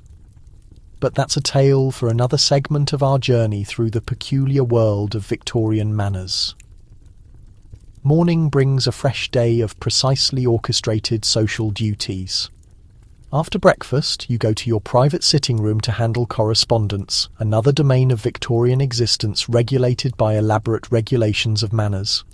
Your writing table holds everything needed for appropriate letter writing, monogrammed stationery, multiple pens, with different nibs, black ink for everyday correspondence, violet ink for letters of sympathy, sealing wax in various shades, and your personal seal. Today's assignment is replying to an invitation that came with yesterday's mail. You unfold the heavy cream card material, embossed with the Harrington family crest. Lady Harrington requests the honour of Mr. and Mrs. Harold Blackwood's company at a music evening on Thursday, 24th February at 8 in the evening. RSVP. This demands a prompt and appropriate reply. You select a sheet of your finest stationery and write a brief formal acceptance. Mr. and Mrs. Harold Blackwood accept with pleasure Lady Harrington's kind invitation for Thursday, 24th February. The phrasing is intentionally impersonal, written in the third person without greeting or signature. Anything more casual would be unsuitable unless Lady Harrington were an intimate friend, which she is not. You fold the reply carefully, slip it into an envelope, and add it to the small stack of outgoing correspondence for Thompson to mail. The invitation itself goes into your engagement diary, guaranteeing you won't schedule conflicting commitments that evening. Martha, you call, ringing the small silver bell. She materialises promptly. Yes, madam. We've been asked to Lady Harrington's for a music evening next Thursday. Please verify my blue silk evening gown is prepared, and I'll require the pearl and sapphire jewellery collection from the safe.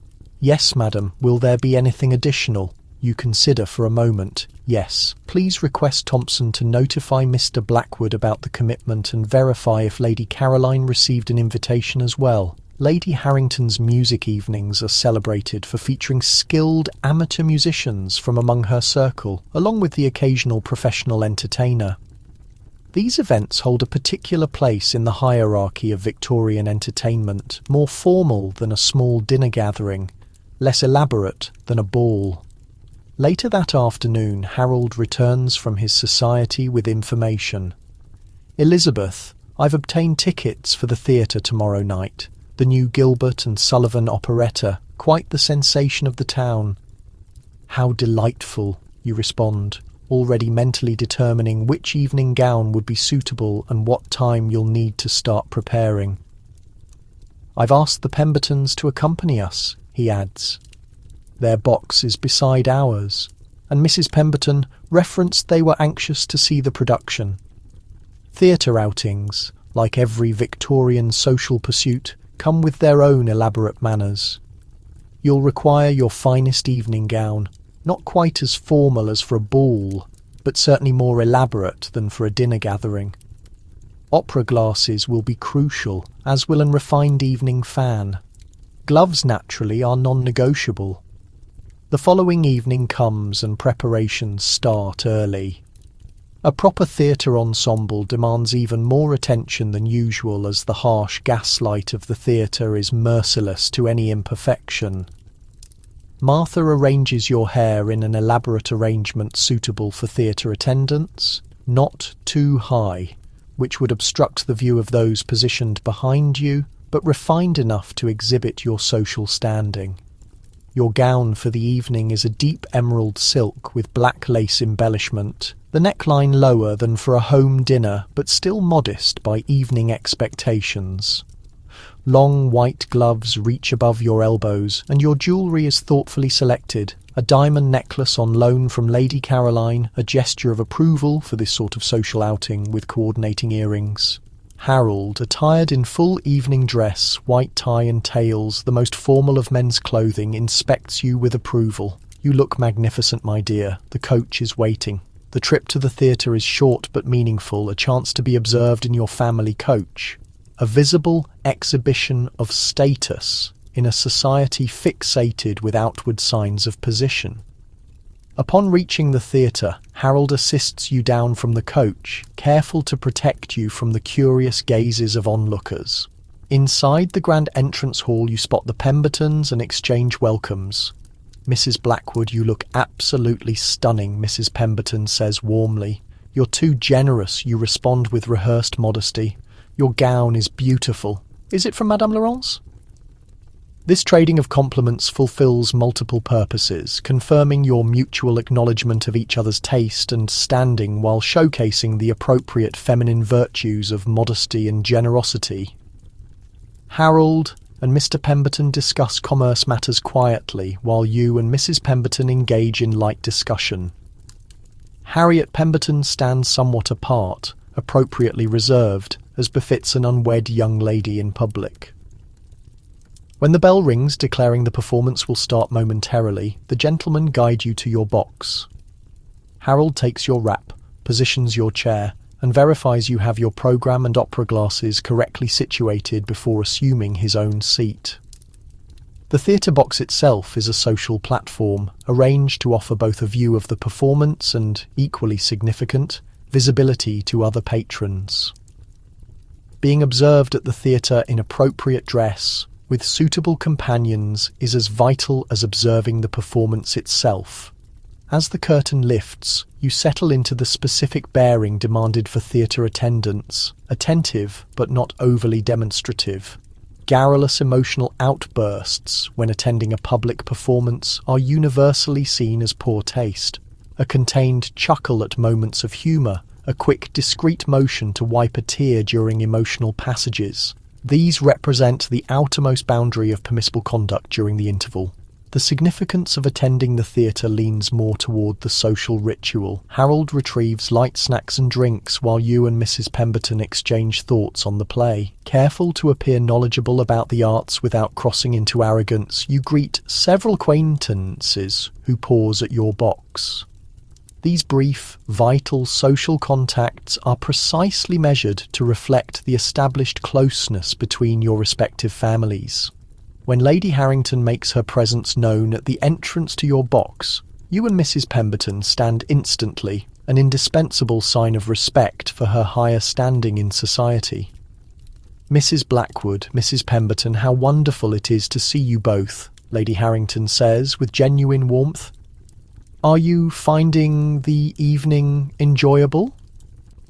Immensely, Lady Harrington, you respond. The lead soprano is exceptionally good. Indeed. I've engaged her to sing at my musical reception next week. I trust you'll both be there. We anticipate it with great pleasure, you affirm. This concise dialogue fulfills several roles. It publicly endorses Lady Harrington's approval of your family, confirms your invitation to her exclusive gathering, and links this public entertainment with the private event that will follow. When the bell indicates the end of the intermission, Lady Harrington offers a graceful nod and leaves, and you resume your seats for the second part. The rest of the performance is agreeable, and as the final curtain descends, you join the applause with appropriate fervour. That is, enthusiastic but not overdone, neither too reserved nor too wild. The carriage ride home offers the opportunity to scrutinise the evening with Harold, exchanging detailed observations and critiques too specific for a public forum. The tenor sounded a little strained in the second act, Harold observes. Yes, though the choir was quite faultless throughout, you append. This private analysis is another layer of important social performance, showcasing your cultural refinement without the common offence of public critique. Arriving back at home, you discover Lady Caroline still awake, reading quietly in the sitting room. How was the opera? She asks. Quite lovely, you reply, recounting a few highlights as Harold signals for the late-night tea service. Lady Harrington mentioned that she has secured the soprano for her musical event next week, Harold adds, knowing his mother will value this connection between public entertainment and private social affairs. Most suitable, Lady Caroline nods in agreement. Her musical evenings are always executed with impeccable taste.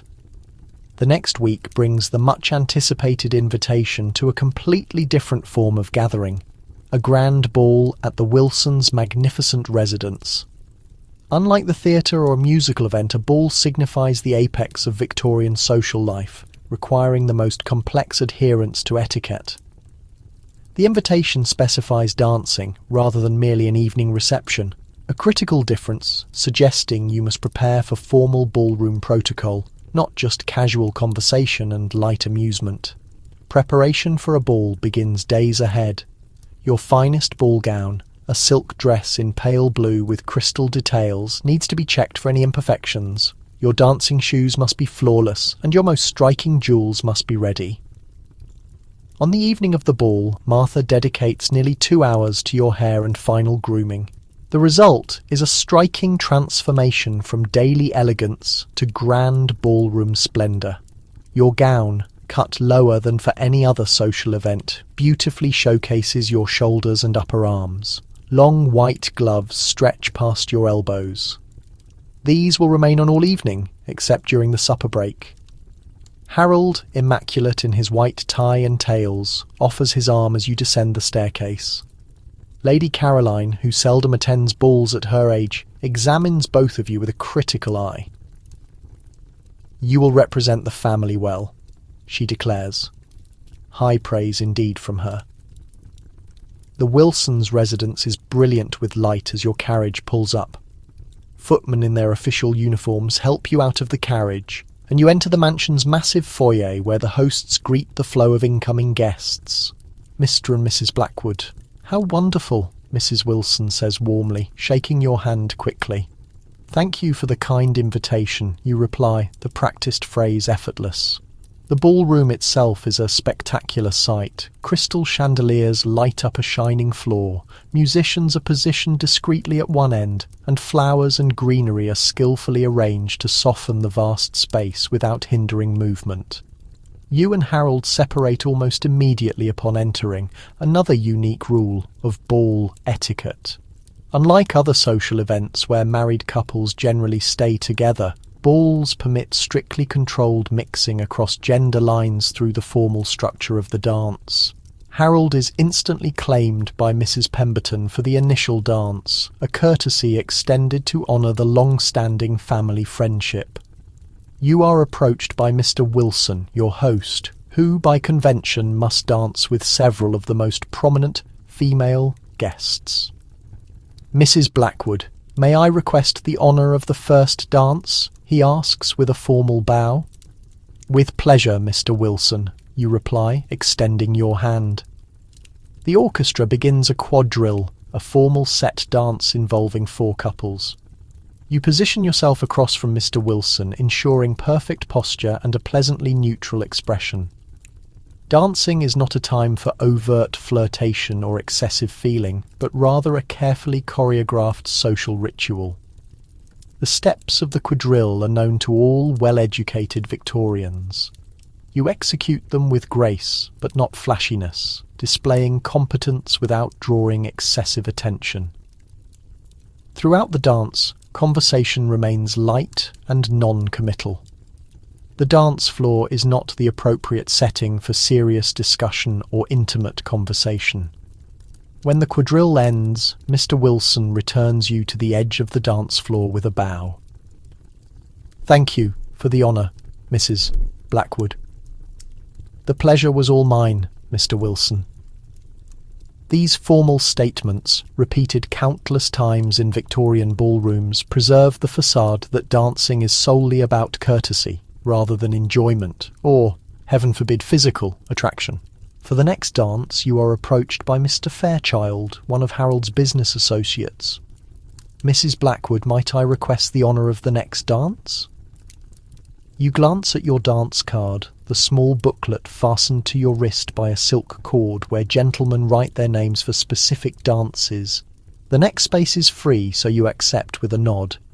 Thank you, Mrs. Blackwood, he says, writing his name in the correct slot.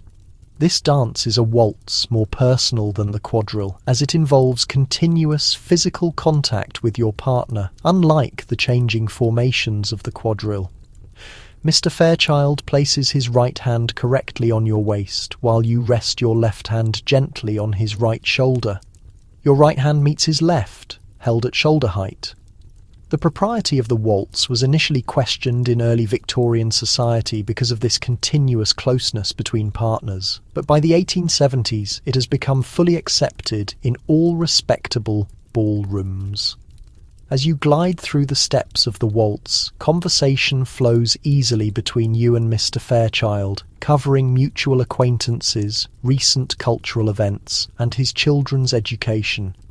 Nothing personal, nothing contentious, but a polite social exchange that strengthens the bond between your families. After several more dances with different partners, never the same gentleman twice in a row, which would imply improper favouritism, Harold appears at your side. Supper is now being served, my dear. Shall we go? The supper break at a ball offers a rare opportunity for married couples to rejoin. Harold escorts you to the supper room, where elegant tables are laden with cold cuts, delicate sandwiches, sweets, and champagne. The temporary removal of gloves is allowed during supper, the single instance at a ball when this lapse of formal etiquette is acceptable. You carefully slide off your right glove to eat, keeping your left gloved as much as possible. Conversation at supper is more animated than on the dance floor, though still carefully moderated to exclude divisive subjects. You and Harold join a table with the Pembertons and another couple, forming a pleasant group for the half-hour break. "The music is truly excellent tonight," Mrs. Pemberton observes. "Indeed," you concur. "I believe Mrs. Wilson hired musicians from the Philharmonic Society." This exchange of compliments continues, interspersed with favourable comments about the food, the decorations, and the overall success of the event.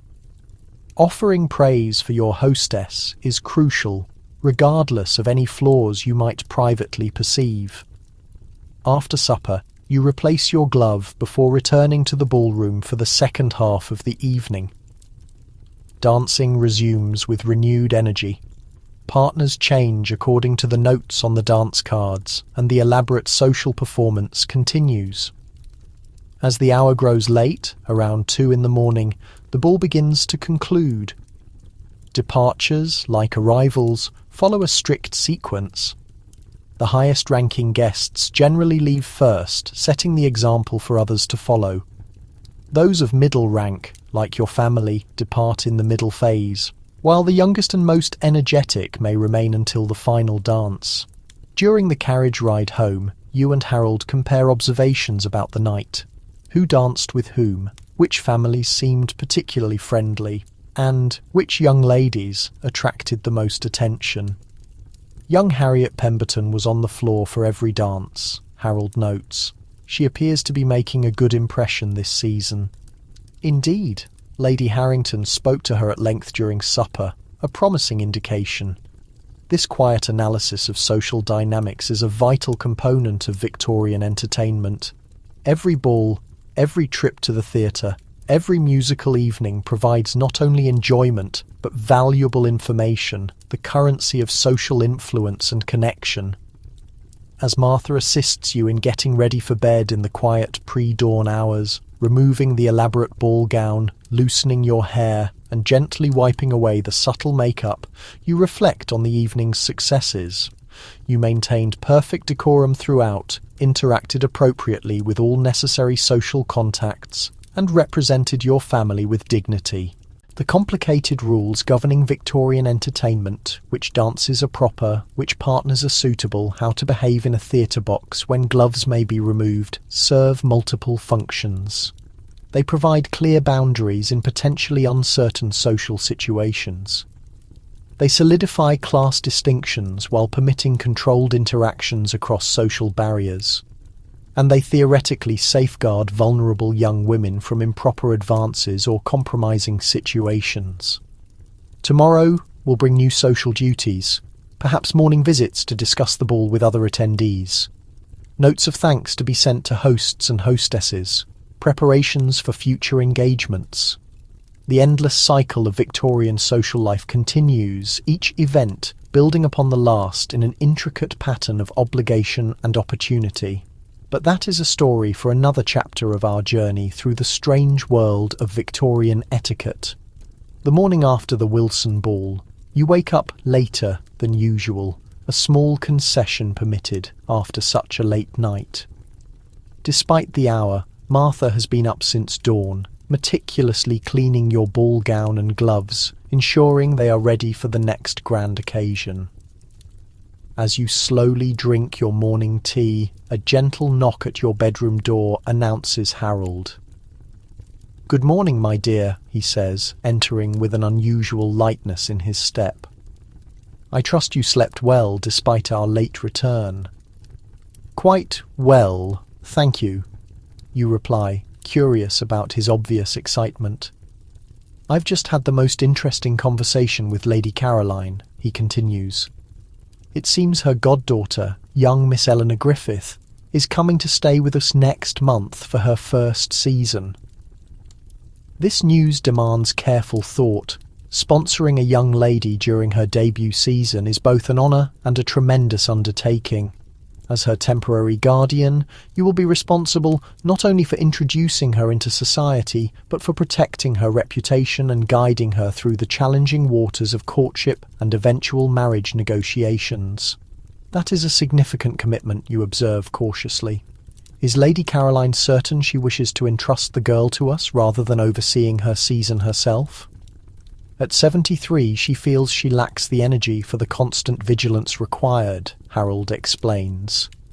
She trusts us to represent the family appropriately. And, of course, your guidance will be invaluable to the girl. The implicit compliment is not lost on you. Being chosen to sponsor a young lady's debut season is a clear sign of confidence in your social standing and judgment. When will she arrive, you ask, mentally reorganizing your spring calendar to accommodate this new responsibility. The 15th of March, that gives us 3 weeks to prepare. The preparations for Miss Griffith's arrival will be extensive. The blue guest room must be refreshed, extra staff may be necessary, and your own wardrobe needs assessment. As the girl's sponsor, your appearance at every event will be scrutinized even more closely than usual. Most importantly, you will need to review the intricate rules governing courtship in Victorian society. What was automatic during your own coming out must now be consciously considered as you prepare to guide another young woman through the marriage market.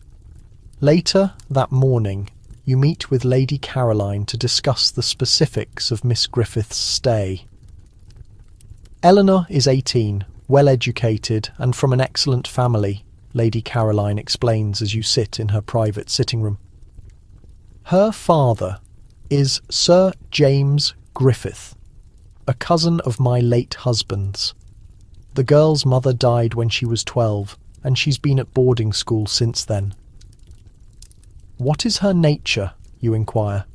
Knowing this will determine how closely you need to watch her.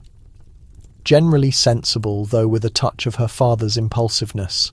She will require firm guidance, but not severe restriction. Above all, she needs a successful season and a suitable match. The unspoken reality of Victorian courtship hangs in the air between you. For a young woman of good family but modest personal wealth, securing an appropriate husband is not just desirable, it is vital. With few respectable professions open to women of her class, marriage represents her primary hope for financial stability and social status. I will do everything within my power to ensure her success, you promise. Perhaps we should discuss which young men might be suitable prospects. Lady Caroline nods in approval of your practical approach. The Pemberton boy is well situated in his father's business, though somewhat lacking in social polish. Young Lord Hartfield is from an excellent family, if rather limited means, and Mr. Wilson's nephew, James Crawford, has recently returned from India with a substantial fortune, though his connections are not of the first rank. This objective analysis of potential husbands might seem cold to modern eyes, but in Victorian England, marriage is a social and economic alliance as much as a personal relationship. For all but the wealthiest families, romantic love is a welcome bonus rather than a prerequisite. I will arrange a dinner party shortly after her arrival, you suggest. Something small with just 2 or 3 eligible gentlemen that will allow for introductions in a controlled, private setting before the larger events of the season begin. An excellent plan, Lady Caroline agrees, and I suggest we engage Madame Laurent to create several new gowns for the girl. First impressions are everything? As you continue planning, Thompson appears at the door. Excuse me, Lady Caroline, Mrs. Blackwood. Miss Harriet Pemberton and her mother have called. They are waiting in the drawing room. This visit is not unexpected. After a significant social event like the Wilson Ball, morning calls between the ladies who attended are routine. An opportunity to examine the evening's successes and failures, to note which young ladies attracted attention, which gentlemen seemed attentive, and which families appeared to be arranging potential matches. You join Lady Caroline in greeting the Pembertons, and the conversation quickly turns to last night's events. Young Lord Hartfield seemed quite attentive to Miss Wilson, Mrs. Pemberton observes. He danced with her twice. This simple statement conveys volumes of meaning. Dancing twice with the same partner at a ball suggests considerable interest, a public declaration of admiration that will be noted by everyone present. Indeed, you reply, though her father might hope for a more substantial connection. Lord Hartfield's estate is rather encumbered. You understand the delicate dance of courtship involves not just the young people themselves, but their entire families. Parents, especially fathers, have nearly absolute authority over their children's marital choices. A father can forbid a match he considers unsuitable, while a mother typically acts as gatekeeper and negotiator, subtly controlling which young men gain access to her daughter. Harriet was much admired last night, Mrs. Pemberton says, with barely concealed pride. She danced every dance, and Mr. Crawford requested permission to call on us next week. This announcement is significant. A formal call with her parents' consent indicates Mr. Crawford's serious interest in pursuing Harriet. The courtship process has officially begun. Mr. Crawford is recently returned from India, I believe. You inquire, knowing full well his circumstances, but allowing Mrs. Pemberton the pleasure of sharing this advantageous connection. Yes, after 10 years with the East India Company, he has purchased a charming house in Belgravia, and he is looking to establish himself in society. The implications are clear. Mr. Crawford has the financial means to support a wife in comfort, is seeking to improve his social standing through marriage to a respectable family, and has chosen Harriet as a potential candidate. For the Pembertons, whose fortune is comfortable but not vast, such a match would be highly advantageous. He seems a most agreeable gentleman, you observe neutrally, neither endorsing nor discouraging the potential match until you know more about Mr. Crawford's character and prospects. Cautious optimism is the appropriate response. The conversation continues in this vein, with careful probing of intentions and prospects, disguised as casual social chatter. After a suitable interval, not so short as to seem dismissive, not so long as to seem overly eager for gossip, the Pembertons take their leave. "What do you make of this, Mr. Crawford?" Lady Caroline asks, once your visitors have departed.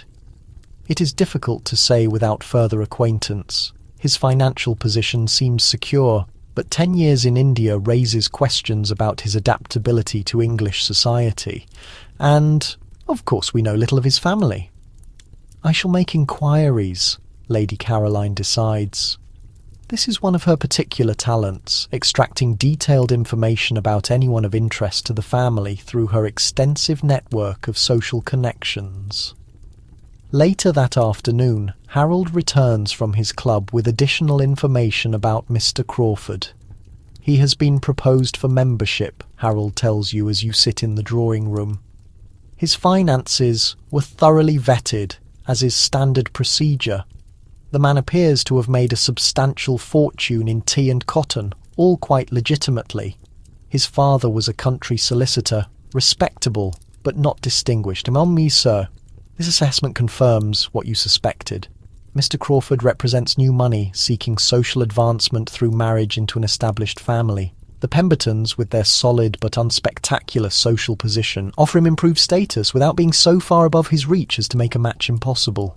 "Do you think Mrs. Pemberton will encourage the connection?" you ask. "Almost certainly.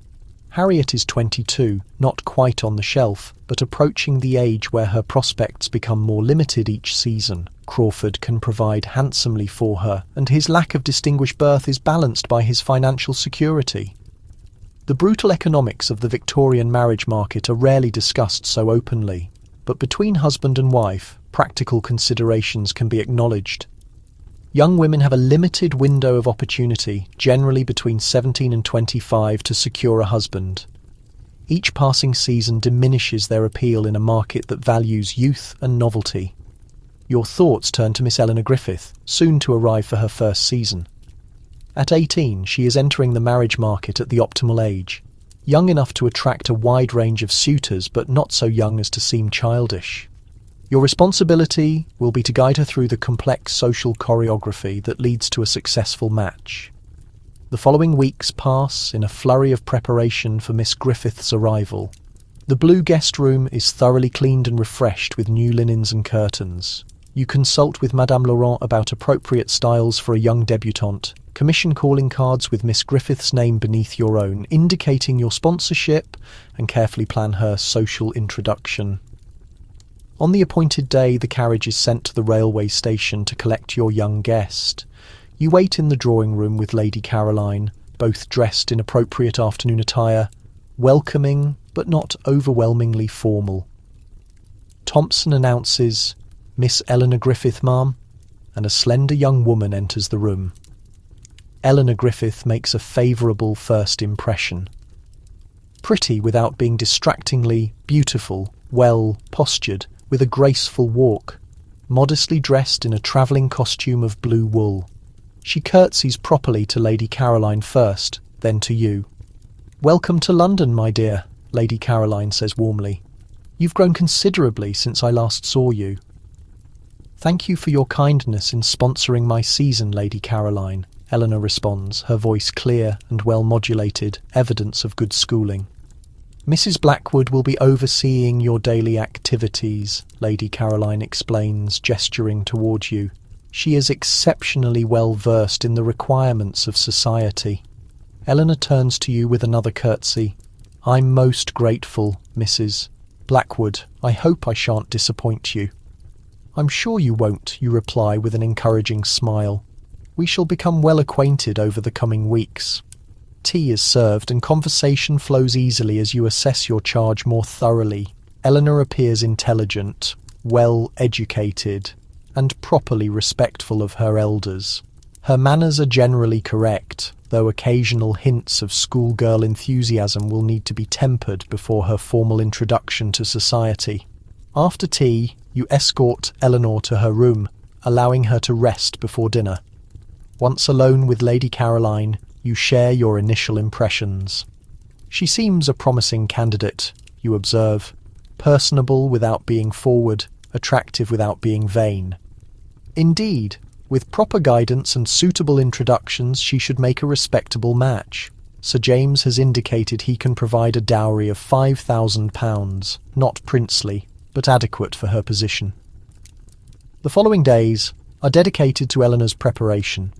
You arrange for final fittings of her new gowns, review the intricacies of proper behaviour in various social settings, and begin instructing her in the crucial details of the courtship process. A gentleman must always be introduced to a lady by a mutual acquaintance, you explain during one of your daily instruction sessions in the drawing room. He may not approach you directly without introduction, nor may he call at the house without explicit permission. Eleanor nods attentively. "And if he wishes to speak with me at a ball, he may request a dance. But conversation should remain general and impersonal. Any appearance of particular interest or extended private conversation would be inappropriate before formal courtship begins." The rules governing courtship are exceptionally strict in Victorian society. Unmarried young ladies must never be alone with a gentleman who is not a close family member. Even after a formal courtship begins, meetings occur only in the family drawing room under watchful eyes. Letters between an unmarried lady and gentleman are forbidden unless an engagement is announced. How does a gentleman indicate serious interest? Eleanor asks, her practical question revealing a sensible approach to the marriage market. He may request permission to call specifically upon you rather than making a general call upon the household. He might seek conversation with you at social gatherings, though always in public view. And he would likely approach Mr. Blackwood or Lady Caroline to inquire about your circumstances and family connections before speaking. "Speaking to me?" Eleanor seems surprised. "Of course. Marriage negotiations begin between families, with the young people's preferences considered, but not necessarily decisive." This reality of Victorian courtship, that marriage is fundamentally an alliance between families rather than individuals, requires delicate explanation. While forced marriages are increasingly rare in the 1870s, parental approval remains essential, and practical considerations often outweigh romantic inclinations. "What if?" Eleanor hesitates, then continues carefully. "What if one develops an attachment that isn't considered suitable?" The question suggests personal experience, and you make a mental note to observe Eleanor carefully at her first social outings. Schoolgirl infatuations with inappropriate young men drawing masters, clergymen's sons, or distant cousins of inadequate means are common and must be firmly discouraged before entering society. Such attachments rarely withstand the practical realities of life. You reply gently but firmly. A woman's comfort, position, and happiness depend greatly on her husband's ability to provide appropriately for her. Romantic feelings, while pleasant, offer poor compensation for material hardship. Eleanor accepts this wisdom with a thoughtful nod. Like most well-bred young women, she has been raised to understand that marriage represents her primary opportunity for financial security and social position. Personal happiness must be found within the boundaries of practical necessity. The dinner party you've arranged for Eleanor's introduction to eligible young men arrives. You've selected the guests carefully, 3 young gentlemen of appropriate background and prospects, accompanied by their parents or guardians to maintain proper supervision. Eleanor makes a favourable impression in her new evening dress of pale blue silk, modest enough for a debutante, but sufficiently fashionable to demonstrate good taste. She converses appropriately at dinner, speaking when addressed, but never dominating the conversation, showing intelligence without challenging male authority. After dinner, when the ladies withdraw to the drawing room, while the gentlemen remain for port and cigars, you observe Eleanor's interaction with the other women. This, too, is a crucial aspect of courtship. A young lady who fails to establish cordial relations with the mothers and sisters of potential suitors will find her prospects severely limited. When the gentlemen rejoin you, young Mr. Pemberton approaches Eleanor for conversation, maintaining an appropriate distance while discussing the latest exhibition at the Royal Academy. You watch discreetly from across the room, close enough to intervene if necessary, but allowing the young people some semblance of private exchange. Miss Griffith seems to be making a favourable impression, Harold observes quietly, joining you by the fireplace. Yes, particularly with young Pemberton, though I'm not certain his prospects are sufficient for Lady Caroline's ambitions for her goddaughter. Perhaps not, but he represents a respectable possibility if more advantageous connections don't materialise. This practical assessment of potential matches continues throughout the evening. By its conclusion, Eleanor has conversed appropriately with all 3 young gentlemen, shown proper deference to their mothers, and neither discouraged nor overly encouraged any particular attention. As the guests depart, you note with approval that Mr. Pemberton requests permission to call again later in the week, a clear indication of interest but expressed with proper restraint. In the privacy of your bedroom that night, you discuss Eleanor's prospects with Harold. She conducted herself well, you observe as Martha brushes out your hair. No obvious mistakes or inappropriate enthusiasm. Lady Caroline will be pleased. The girl seems sensible enough to understand what is required of her. This mutual assessment of a young woman's marriageability might seem coldly calculating, but in Victorian society, successful navigation of courtship and marriage represents a woman's primary means of securing her future. As Eleanor's sponsors, your responsibility extends beyond simply introducing her to society. You must actively work to ensure she makes a match appropriate to her family's expectations and her own long-term security. The weeks that follow bring a whirlwind of social engagements. Morning calls to introduce Eleanor to influential matrons, afternoon teas where she might encounter appropriate young men in informal settings, evening concerts and smaller balls where her dancing and conversational skills can be displayed to advantage. Throughout these events, you maintain constant vigilance. Every interaction between Eleanor and potential suitors occurs under your watchful eye. No note or flower arrives without your inspection. No invitation is accepted without your own approval. This intense supervision, which might appear oppressive to modern sensibilities, represents the essential protection of a young woman's reputation in Victorian society. A single indiscretion, a private conversation without a chaperone, an overly familiar letter, even an expression of unguarded emotion in public, could irreparably damage Eleanor's prospects. As the social season moved forward, 3 eligible gentlemen stood out as serious contenders for Eleanor's attention and her hand. There was Mr. Pemberton, earnest and trustworthy, though perhaps not brilliantly wealthy. Then came Lord Hartfield, whose distinguished ancestry was unfortunately paired with limited funds. Finally, Mr. Crawford, who possessed a substantial fortune that easily outweighed his comparatively modest lineage. Each of these men had been given specific permission to call upon Eleanor. Each had also spoken privately with Harold regarding their honest intentions, and each had consistently demonstrated proper respect at all social events. The final decision now rested largely with Lady Caroline, acting as Eleanor's sponsor and the representative for her family's financial interests. While Eleanor's personal preferences would certainly be considered, the ultimate approval remained with her godmother and, finally, her father.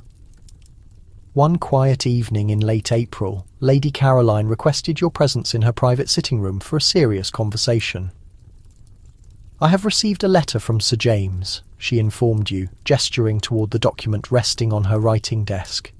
"He expresses great satisfaction with Eleanor's progress this season and has now authorised me to consider formal offers of marriage. This is a crucial step, the shift from general social courtship to specific marriage negotiations." "Do you have a favourite among her suitors?" you asked. "Mr. Crawford's financial situation is the most secure, and he genuinely seems attached to the girl," Lady Caroline replied. "Lord Hartfield's title would secure social advancement but offer little material comfort. Young Pemberton is a distant third, respectable but utterly unremarkable in both wealth and connections." "And Eleanor's own feelings?" Lady Caroline's expression suggested this was a minor concern, but she admitted, "She appears most comfortable in Mr. Crawford's company. Their conversations seem mutually interesting, and she shows appropriate animation when he's present, without any unseemly excitement." "And you intend to promote that connection?" you inquired. "I believe so," she affirmed. "I shall invite him to call tomorrow afternoon and will speak with him privately concerning his true intentions. If his proposals meet our terms, he may request a private audience with Eleanor, properly chaperoned, of course." The meticulous process of Victorian marriage negotiation had officially begun. What started with carefully planned social introductions now progressed to formalised discussions of financial settlements, family expectations, and future household arrangements. Mr. Crawford arrived the following afternoon, spent 30 minutes closeted with Lady Caroline, and was then granted a short audience with Eleanor in the drawing room. You were present at a discreet distance, close enough to observe their interaction, but not near enough to overhear their quiet conversation. Eleanor's flushed cheeks and bright eyes upon Mr. Crawford's departure suggested she had favourably received whatever topic was discussed.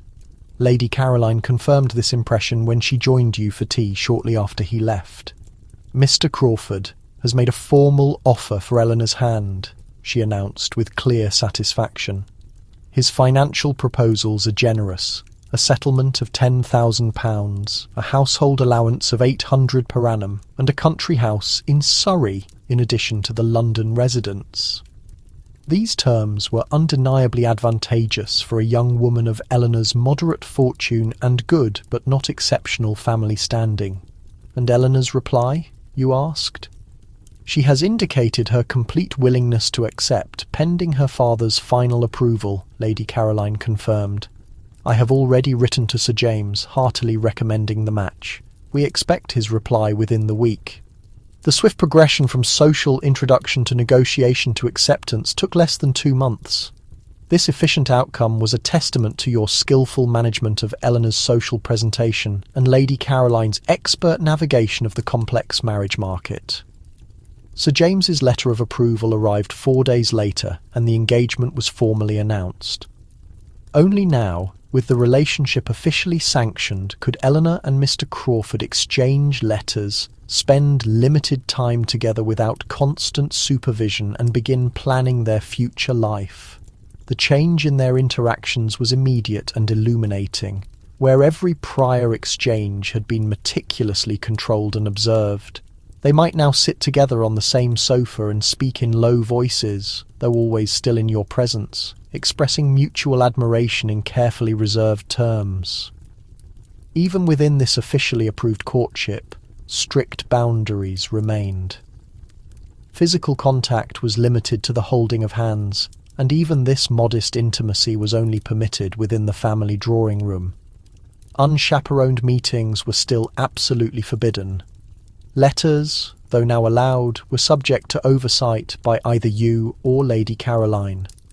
As the wedding plans advanced, Eleanor's demeanour subtly shifted. The keen, careful restraint of her courtship gave way to genuine excitement about managing her future household, her new position as a married woman, and the expanded freedoms this status would bring. Mrs. Crawford will supervise her own household, host her own guests, and manage her own social calendar, she confided one afternoon as you helped her select linens for her trousseau. Her use of her future married name and title revealed her eager anticipation of this transition. Yes, though you will find a husband's expectations create their own constraints, you advised her gently. Marriage simply exchanges one set of obligations for another. This reality of Victorian marriage, that a woman moves from her father's authority to her husband's, gaining certain freedoms while accepting new responsibilities, required careful explanation. Eleanor's romantic notions of married life had to be tempered with a practical understanding of what would be expected of her as Mrs. James Crawford. The wedding itself, scheduled for June at Eleanor's family church in Hampshire, would mark the successful conclusion of your sponsorship. A suitable and notable match had been arranged, family expectations fulfilled, and a young woman successfully launched into her proper social role as wife, future mother, and manager of a respectable home. As you assisted Eleanor in packing her trunks for her return to her father's house before the wedding, you reflected on the complex workings of Victorian courtship and marriage. The elaborate rules governing every interaction between unmarried men and women, the careful oversight of potential matches, the prioritization of family alliances over personal feeling, all serve to maintain social order and ensure appropriate connections. For all its limitations and calculations, the system generally achieved its intended purpose, providing financial security and social position for women in a society that offered few alternative paths to independence. Eleanor's future as Mrs. Crawford looked promising, a comfortable home, a respectable position, and a husband whose temperament seemed compatible with her own. The successful end of Eleanor's courtship also represented a social triumph for your household. Your reputation as an effective sponsor was enhanced, your family connections were expanded, and your position in society was subtly strengthened. As Eleanor's carriage departed for Hampshire, Lady Caroline joined you on the front steps. A most satisfactory outcome, she observed with approval. You managed the girl's introduction and courtship admirably. Thank you, Lady Caroline, you replied. Mr. Crawford seems genuinely attached to her, which bodes well for their future happiness. Indeed, she agreed, though a woman's contentment in marriage depends less on romantic affection than on understanding her proper role and fulfilling it with grace. This practical assessment of marital happiness reflected the Victorian view of marriage as primarily a social institution rather than a romantic connection. While affection between spouses was certainly desirable, successful marriages were founded on mutual respect, shared values, and a clear understanding of gender-specific responsibilities. As you returned to the drawing room to resume your normal routine, you contemplated the complex social dance you had just orchestrated, the intricate rules of courtship successfully navigated, the proper connections established, the appropriate outcome achieved. Like so many aspects of Victorian life, the path to marriage was governed by elaborate etiquette designed to maintain social order and proper relationships. But the private realities of marriage after the courtship concludes, the intimate relationships that develop behind closed doors, the balance of power negotiated between husband and wife, the personal adjustments that make a marriage function remain hidden from public view, governed by their own unwritten expectations. That, however, is a story for another hour of our journey through the bizarre world of Victorian etiquette. With Eleanor's departure for her wedding preparations, life in your household returned to its normal rhythm. The social whirl of sponsoring a debutante subsided, leaving more time for domestic management and your own social obligations. One afternoon in late June, you sat in your private sitting room, a sanctuary few outside the family ever entered. Here, away from public scrutiny, a subtle transformation occurred. Your posture, maintained with rigid perfection in company, relaxed slightly. The constant awareness of being observed, the foundation of Victorian public life, momentarily faded. A soft knock at the door interrupted your solitude. Martha entered with a silver tray bearing a single letter from Mrs. Crawford. "Ma'am," she said, using Eleanor's new married name, "just arrived by the afternoon post." You took the letter, noticing the confident handwriting, no longer the careful script of a schoolgirl, but the assured hand of a married woman. Breaking the seal, you unfolded several closely written pages. "My dear Mrs. Blackwood," Eleanor began formally, though the contents soon revealed a more intimate tone than your previous exchanges had allowed. As you read, a picture emerged of Eleanor's new life as Mrs. Crawford, the challenges of managing servants, her husband's unexpected habits, the complex social dynamics of his business connections. The letter contained revelations that would never have been permissible during her time under your roof. "Mr. Crawford works such long hours," she wrote, "often returning well after I have retired. I find the evenings rather solitary, though I dare not complain, lest he think me childish." This glimpse into the private reality of a Victorian marriage illuminated the gap between public performance and domestic truth. The carefully orchestrated courtship with its chaperoned conversations and regulated interactions bore little resemblance to the intimate complexities of married life. Eleanor's letter continued with domestic details and social observations, concluding with warm gratitude for your guidance during her season. "Without your instruction, I should have been entirely unprepared for the responsibilities of my position. I remain eternally grateful for your kindness." You folded the letter, thoughtfully contemplating the young woman's transition from protected debutante to married lady. The etiquette guiding this transformation is rarely discussed explicitly. Like so many aspects of Victorian life, the most important rules remain unwritten, transmitted through observation and indirect instruction. "Will you reply today, ma'am?" Martha asked, hovering at the door. "Yes, I think I shall. Please bring my writing case." Your response to Eleanor would necessarily be measured, encouraging without being overly familiar, guiding without seeming to interfere in her new household. The delicate balance of female relationships in Victorian society requires constant calibration, particularly between women of different generations and marital statuses. As you composed your reply, a deeper question surfaced. How much of your own experience as a young wife should you share? The frank reality of marriage, its disappointments and compromises, alongside its comforts and satisfactions, remains largely unspoken in polite society. Your pen hesitated above the paper.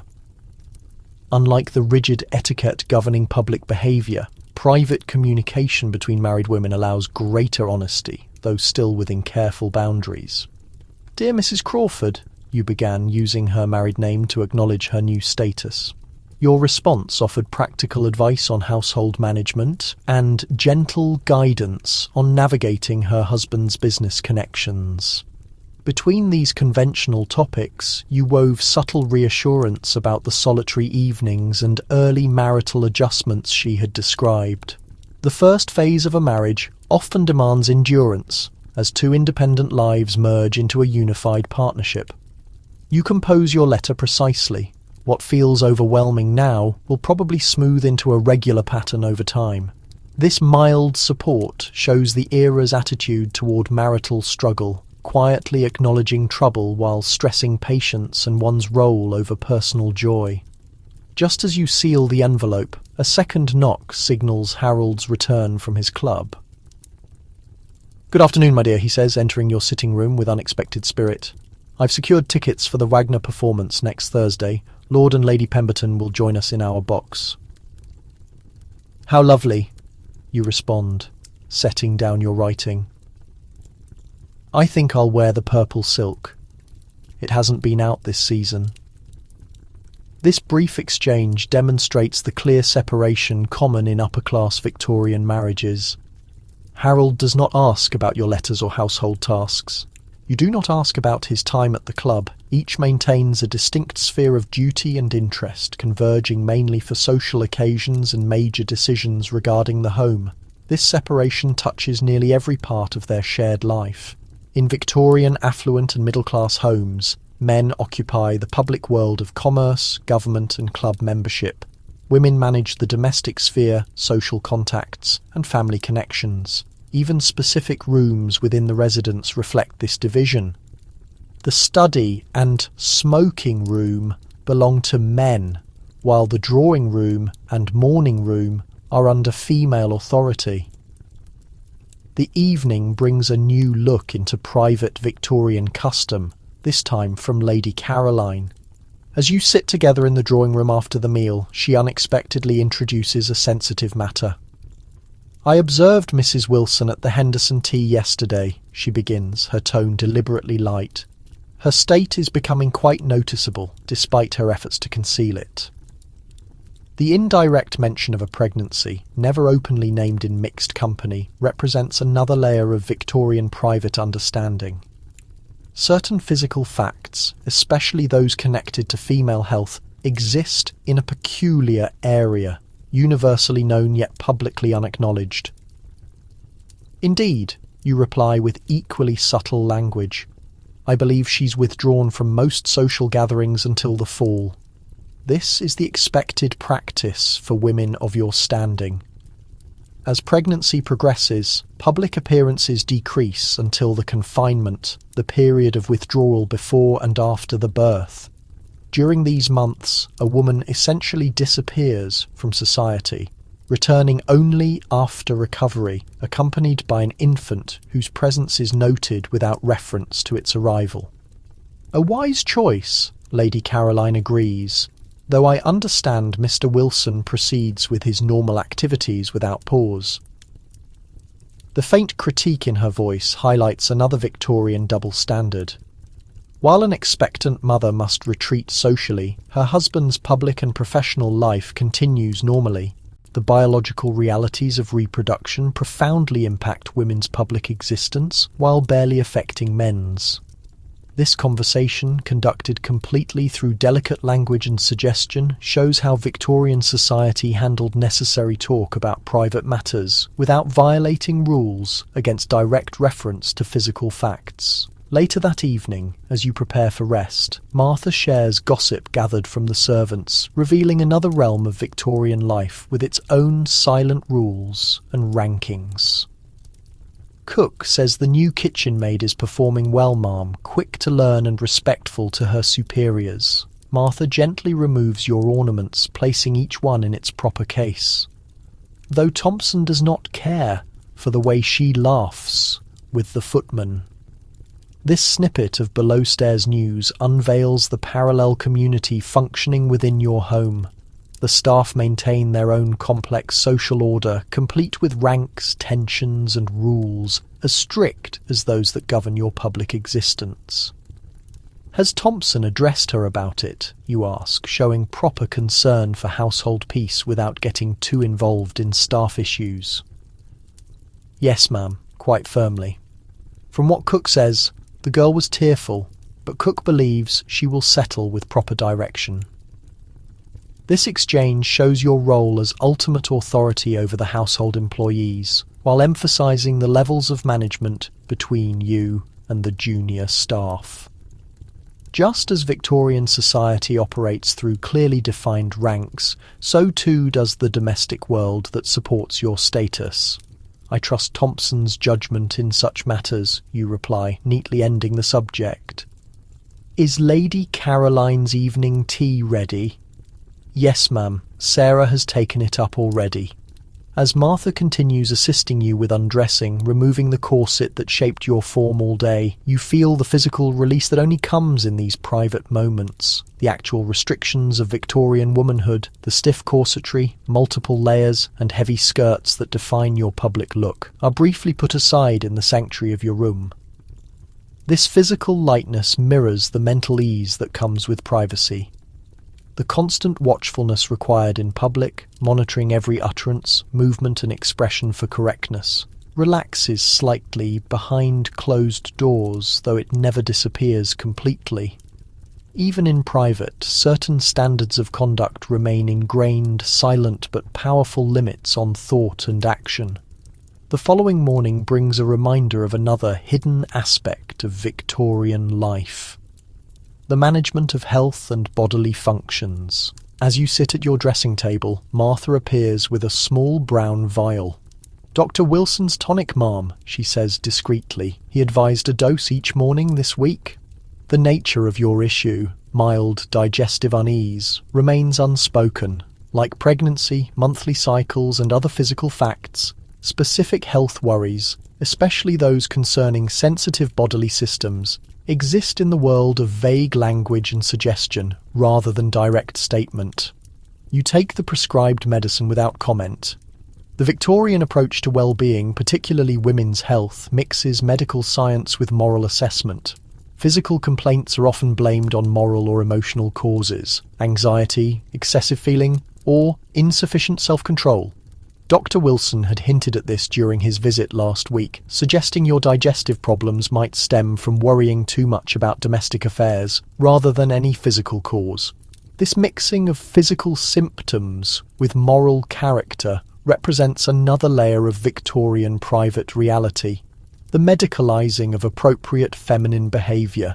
Later that morning, a visit from Mrs. Pemberton introduces yet another hidden side of Victorian society: the quiet network of female information exchange that works beneath the surface of polite talk. I've come to ask about Eleanor's wedding, Mrs. Pemberton explains as she sits down in your drawing room. Harriet is extremely curious about the details, given her own upcoming marriage.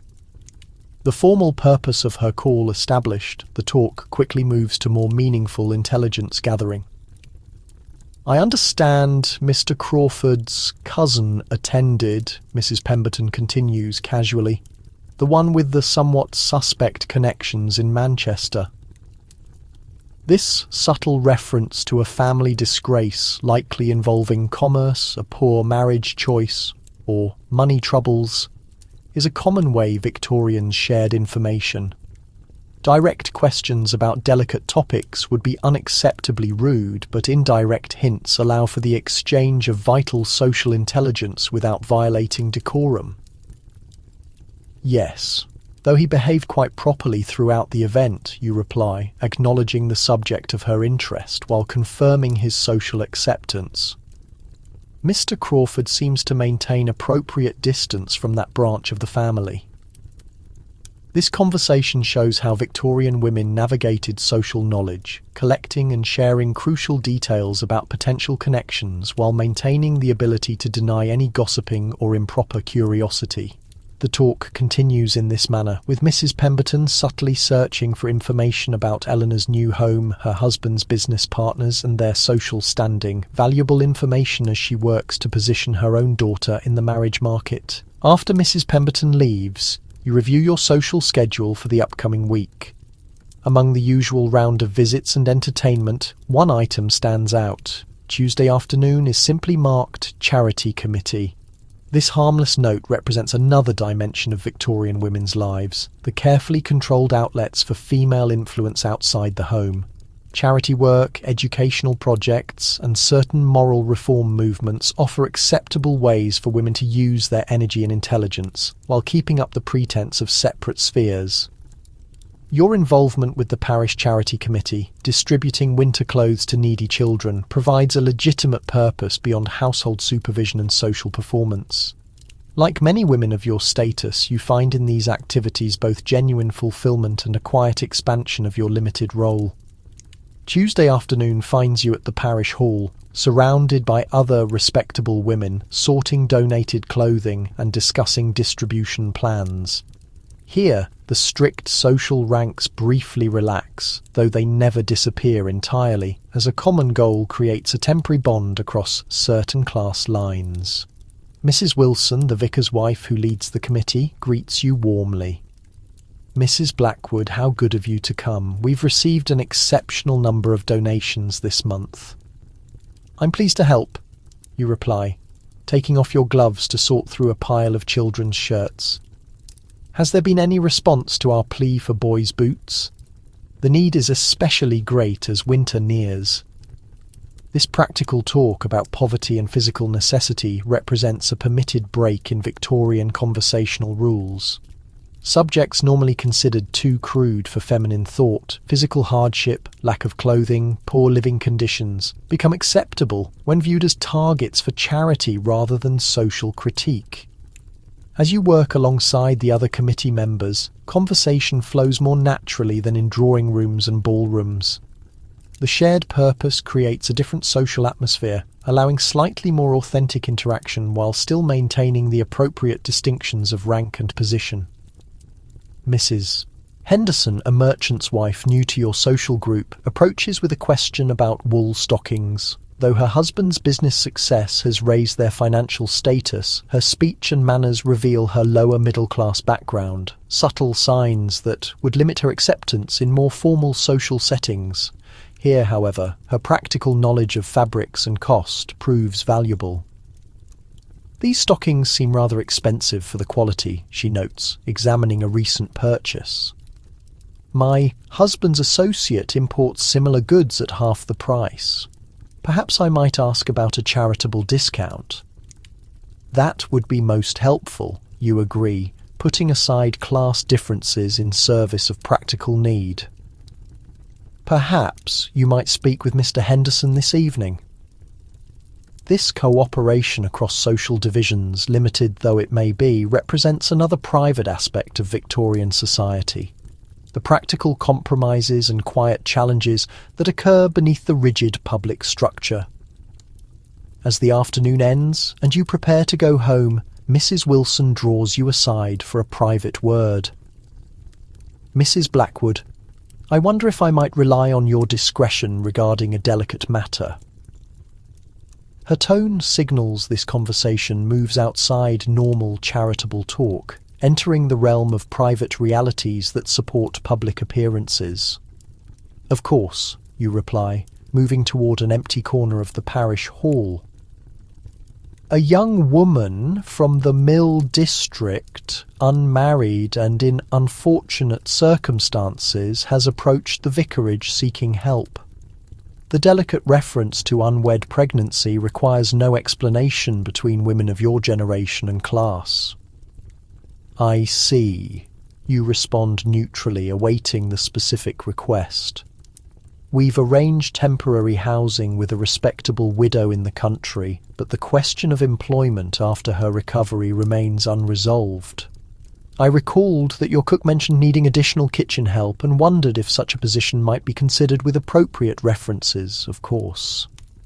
This request shows the hidden system of rehabilitation and second chances that operates alongside Victorian moral condemnation. While public conversation maintains absolute standards of female purity and harshly judges fallen women, private arrangements often provide practical paths to respectability for those who have broken social boundaries. I shall speak with cook, you promise, neither fully agreeing nor outright refusing. If the girl is truly remorseful and willing to work hard, such an arrangement might be possible. This measured reply balances practical pity with social requirement.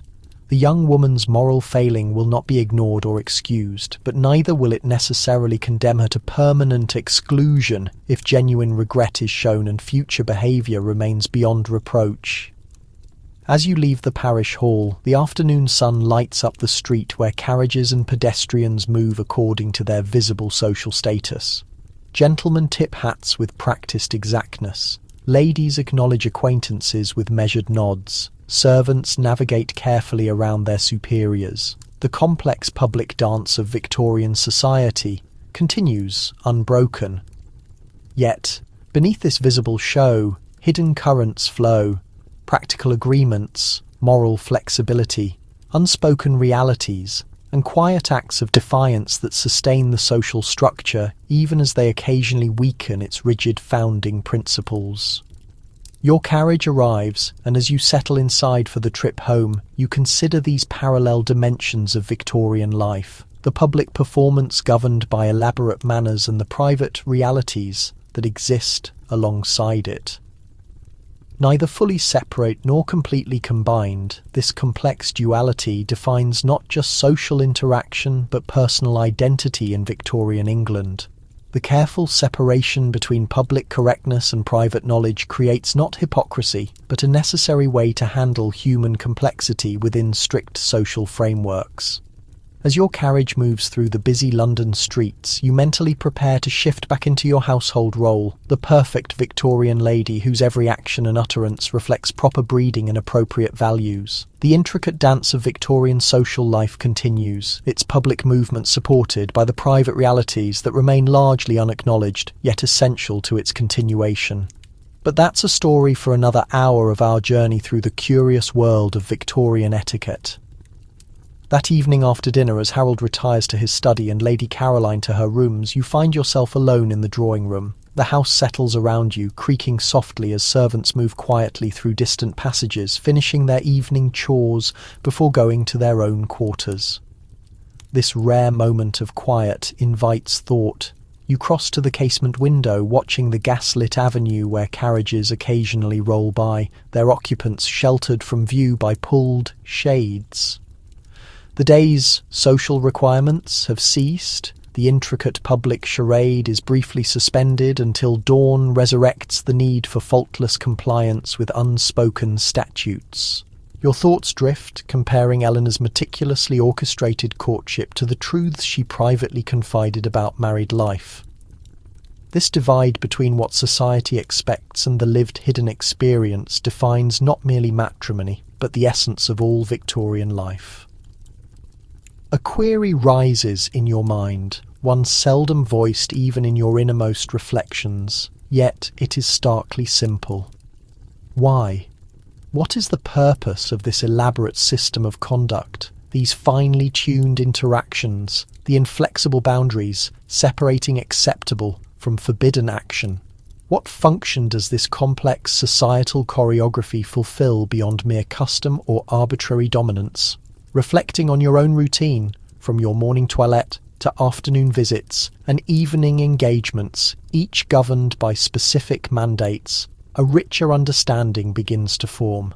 The formal etiquette that organises your hours offers something vital, certainty in a world growing increasingly tumultuous. You remember your grandmother's accounts of her youth in the 1820s, before trains and telegraphs shrank distance and time, before factories brought vast societal upheaval and city growth. Her era, while constrained in certain respects, was also more settled. Most individuals stayed within their native districts, encircled by familiar faces and predictable roles. Your life, here in the 1870s, is radically transformed. The mercantile classes are mobile, circulating among cities and social circles with unparalleled ease.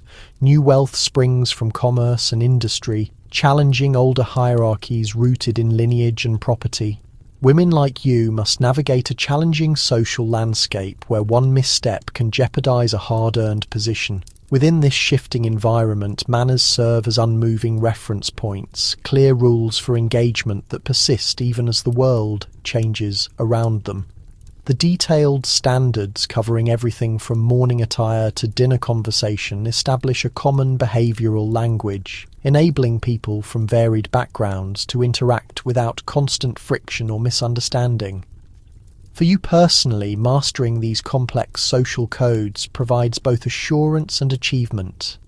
Your flawless embodiment of Victorian womanhood From the physical self-control of correct posture to the mental control of suitable discourse, safeguards your family's place in society while confirming your competence and intellect within the accepted female sphere. Thompson appears at the drawing-room doorway, interrupting your thoughts. "Pardon me, madam. A messenger has delivered this correspondence, marked urgent." You receive the sealed letter, noting the unfamiliar handwriting. Opening it reveals a short note from Mrs. Wilson, the vicar's wife. "My dear Mrs. Blackwood, circumstances have altered concerning our discussion this afternoon. Could you call at the vicarage tomorrow at 10? The situation demands immediate attention." This cryptic communication most likely pertains to the unfortunate young woman discussed at your last charity committee meeting. Something has disrupted the planned quiet removal and future rehabilitation. "Please instruct Martha. I will require the carriage at 9:30 tomorrow morning," you tell Thompson. "I will answer this at my writing desk now." You pen a brief reply acknowledging Mrs. Wilson's summons, confirming your arrival. This unforeseen alteration to your planned schedule, you had intended several morning calls tomorrow, requires prompt adjustment. The next morning finds you at the vicarage precisely at 10 o'clock, shown into Mrs. Wilson's private sitting room with unusual swiftness. "Thank you for attending so promptly," Mrs. Wilson says, her usual composure showing slight signs of worry. "The matter has become rather difficult." "Difficult?" She explains that the girl in question, Mary, a mill worker's daughter, was refused by the country widow who had agreed to shelter her during her confinement. The widow's son, returning unexpectedly from naval duty, objected to the arrangement, compelling Mrs. Wilson to find new lodgings instantly. "The girl has no relatives willing to acknowledge her," Mrs. Wilson continues. "Her father threatened violence when he discovered her condition, and she fled their house 3 days ago." This harsh reality of working-class Victorian life contrasts sharply with the managed handling of similar dilemmas in your own social stratum. While unwed pregnancy brings dishonour in all classes, the tangible results differ drastically according to one's social standing. For a mill worker's daughter, the outcome can be genuinely life-threatening. Abandonment, destitution, even death from exposure or desperate attempts to end the pregnancy. She is currently in the sexton's cottage, Mrs. Wilson clarifies, but cannot stay past tomorrow. "I have exhausted my usual avenues for such cases." The unspoken request hangs between you. It is for something more than the original plan of employment after the birth and recovery. Mrs. Wilson is asking for immediate aid, a more direct involvement in this young woman's troubles than would normally be expected from someone of your status. The appropriate response, according to strict Victorian class divisions, would be a polite regret and perhaps a modest donation. Direct engagement with such morally compromised individuals from the lower classes risks social stain by association.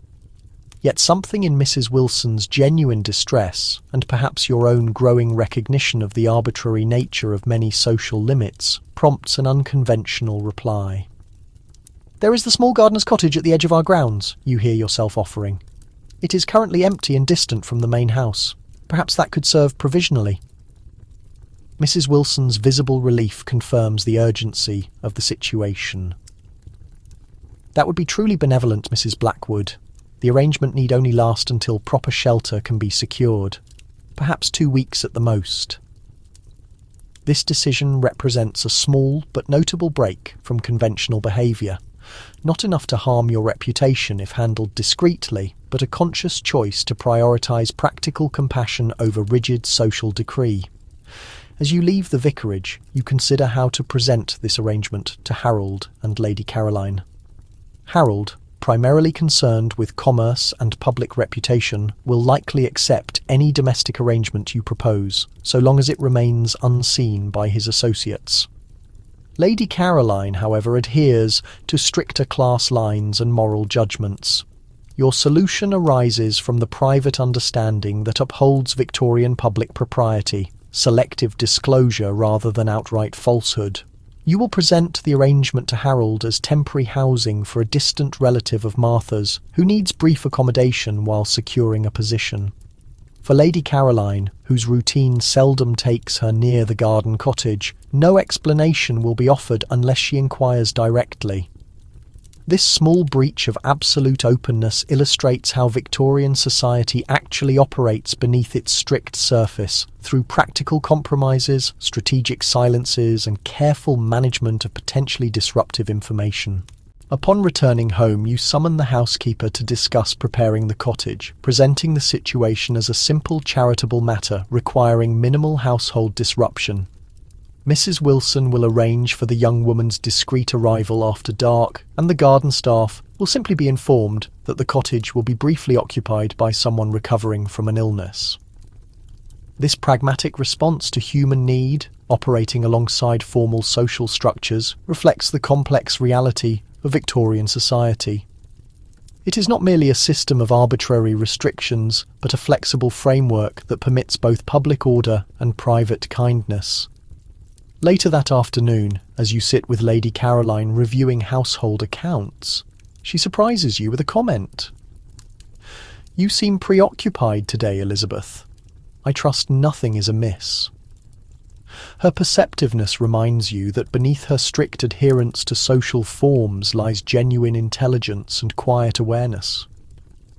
Like many Victorian women, Lady Caroline's abilities far exceed the limited scope allowed by the gendered expectations of her time. "Nothing significant," you reply, offering a partial truth. "Some complications with the parish charity committee required additional attention." She observes you briefly before responding. "I recall similar complications during my own years managing household charities.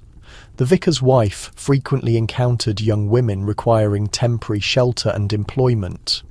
This oblique acknowledgement that she understands the likely nature of your charitable action without needing explicit confirmation demonstrates another aspect of Victorian communication, a shared female understanding that functions beneath public convention.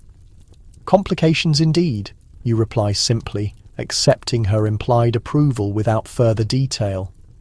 "One must be discreet, of course," she continues, returning her focus to the household ledger. "But practical arrangements often prove more effective than moral condemnation alone." This unexpected alliance with Lady Caroline reveals a further dimension of Victorian society. The generational transfer of practical wisdom concerning how to navigate between rigid public standards and messy human realities.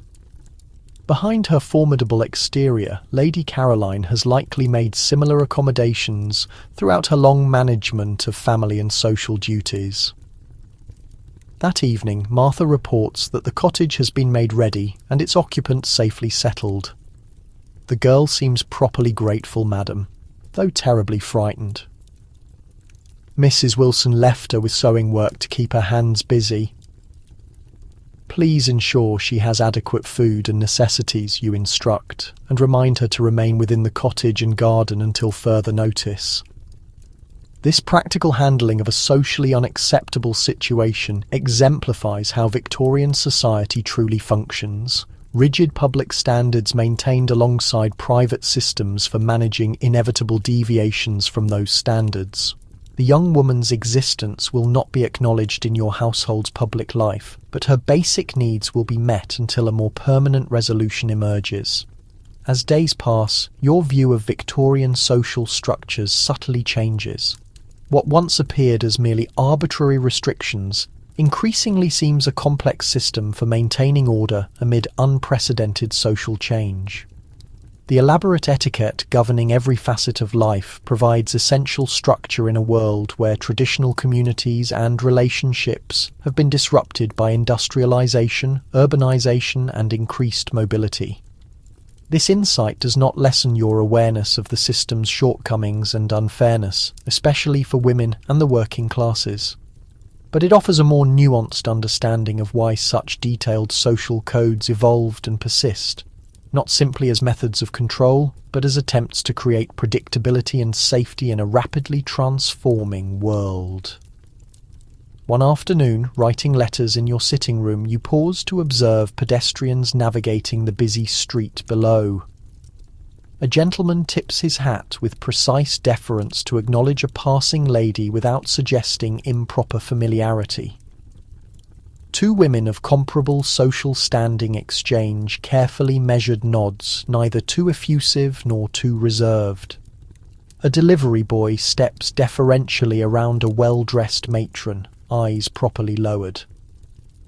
This silent performance, executed thousands of times daily across London, represents not just arbitrary custom, but functional social technology, a system allowing strangers to interact safely in increasingly dense urban environments.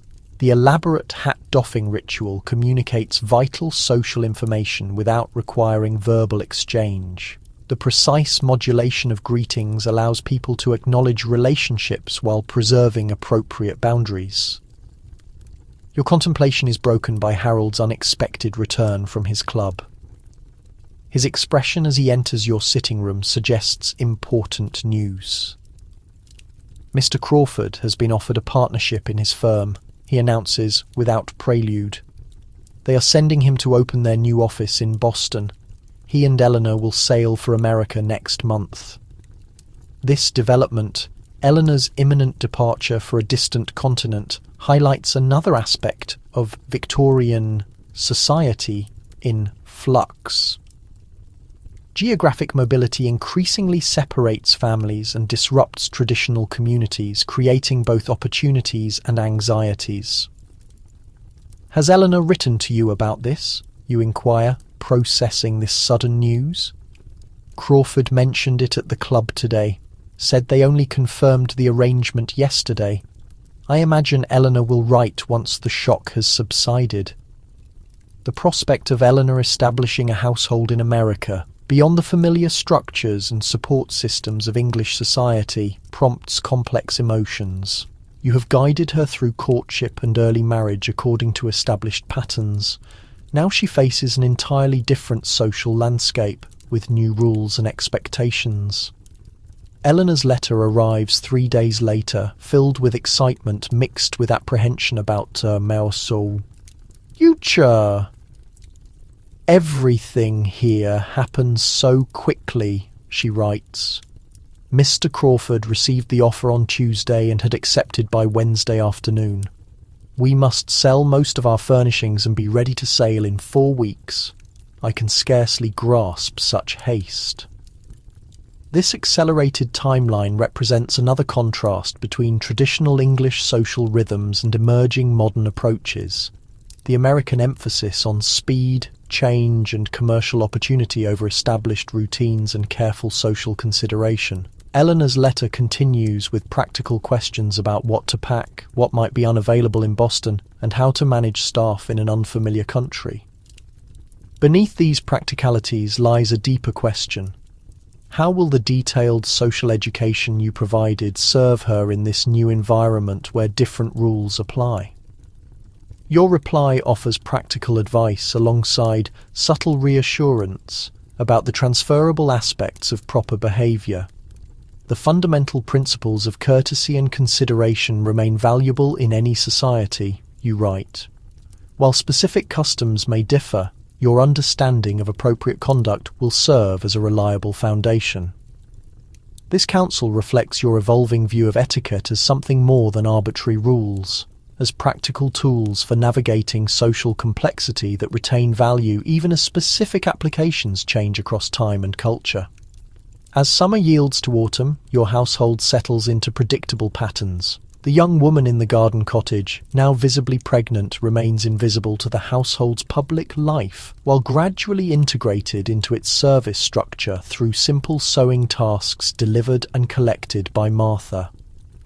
Mrs. Wilson reports progress in securing more permanent arrangements after the birth, likely domestic service in a household far from London where her past remains unknown. This practical resolution to a potentially scandalous situation exemplifies Victorian society's complex reality. Rigid moral standards publicly maintained alongside private systems for managing inevitable deviations from those standards. The elaborate social performance continues uninterrupted while practical accommodations operate beneath the surface. One crisp October evening, as you sit by the fire in your bedroom while Martha brushes your hair before bed, you reflect on your journey through the intricate maze of Victorian social requirements. From morning dress codes to funeral etiquette, from courtship rituals to charitable obligations, you have mastered thousands of detailed rules governing every aspect of existence. This mastery represents both restriction and achievement, a limitation of personal freedom alongside a demonstration of social competence. The perfect performance of Victorian ladyhood demands intention, intelligence, memory, judgment, and emotional self-regulation. Skills directed toward social rather than academic or professional aims, but genuine accomplishments nonetheless. As Martha finishes your hairbrushing and helps you into your nightgown, you glimpse yourself in the mirror. Behind the perfectly composed expression cultivated through decades of social training, you recognize the complex person beneath. The intellect that manages household accounts and navigates social politics. The compassion that arranges practical help for a desperate young woman. The subtle rebellions against arbitrary restrictions that fail to serve genuine human needs. This recognition of your own multidimensional existence beneath the perfect social performance perhaps represents the ultimate private reality of Victorian life, the awareness that while elaborate etiquette may shape external behaviour, it cannot fully define or contain the complex humanity it seeks to regulate. As you settle into bed, the day's social performance is finished, tomorrow's yet to begin. You exist briefly in the liminal space between public expectation and private reality. Here, in this moment of transition between waking and sleeping, perhaps lies the truest expression of Victorian existence, neither wholly defined by rigid social codes nor entirely free from their influence, but constantly navigating between external expectations and internal truths. The elaborate dance of Victorian etiquette, with its morning calls and evening balls, its visiting cards and dinner placements, its carefully calibrated greetings and precisely defined dress codes, creates the structured social world you inhabit. But beneath that rigid exterior flows the complex current of actual human experience, messy, contradictory, and ultimately richer than any system designed to contain it. As sleep approaches, the boundaries between social, performance and authentic experience momentarily dissolve. Tomorrow will bring renewed demands for perfect adherence to elaborate social codes. But tonight, in the privacy of dreams, even the most proper Victorian lady might momentarily escape the constraints of perfect propriety to explore the unlimited possibilities of an unregulated imagination. And there perhaps lies the final reality of Victorian existence. Not simply rigid conformity to elaborate rules, but the constant creative navigation between social expectation and personal truth, between public performance and private experience, between the world as it appears and the world as it truly is.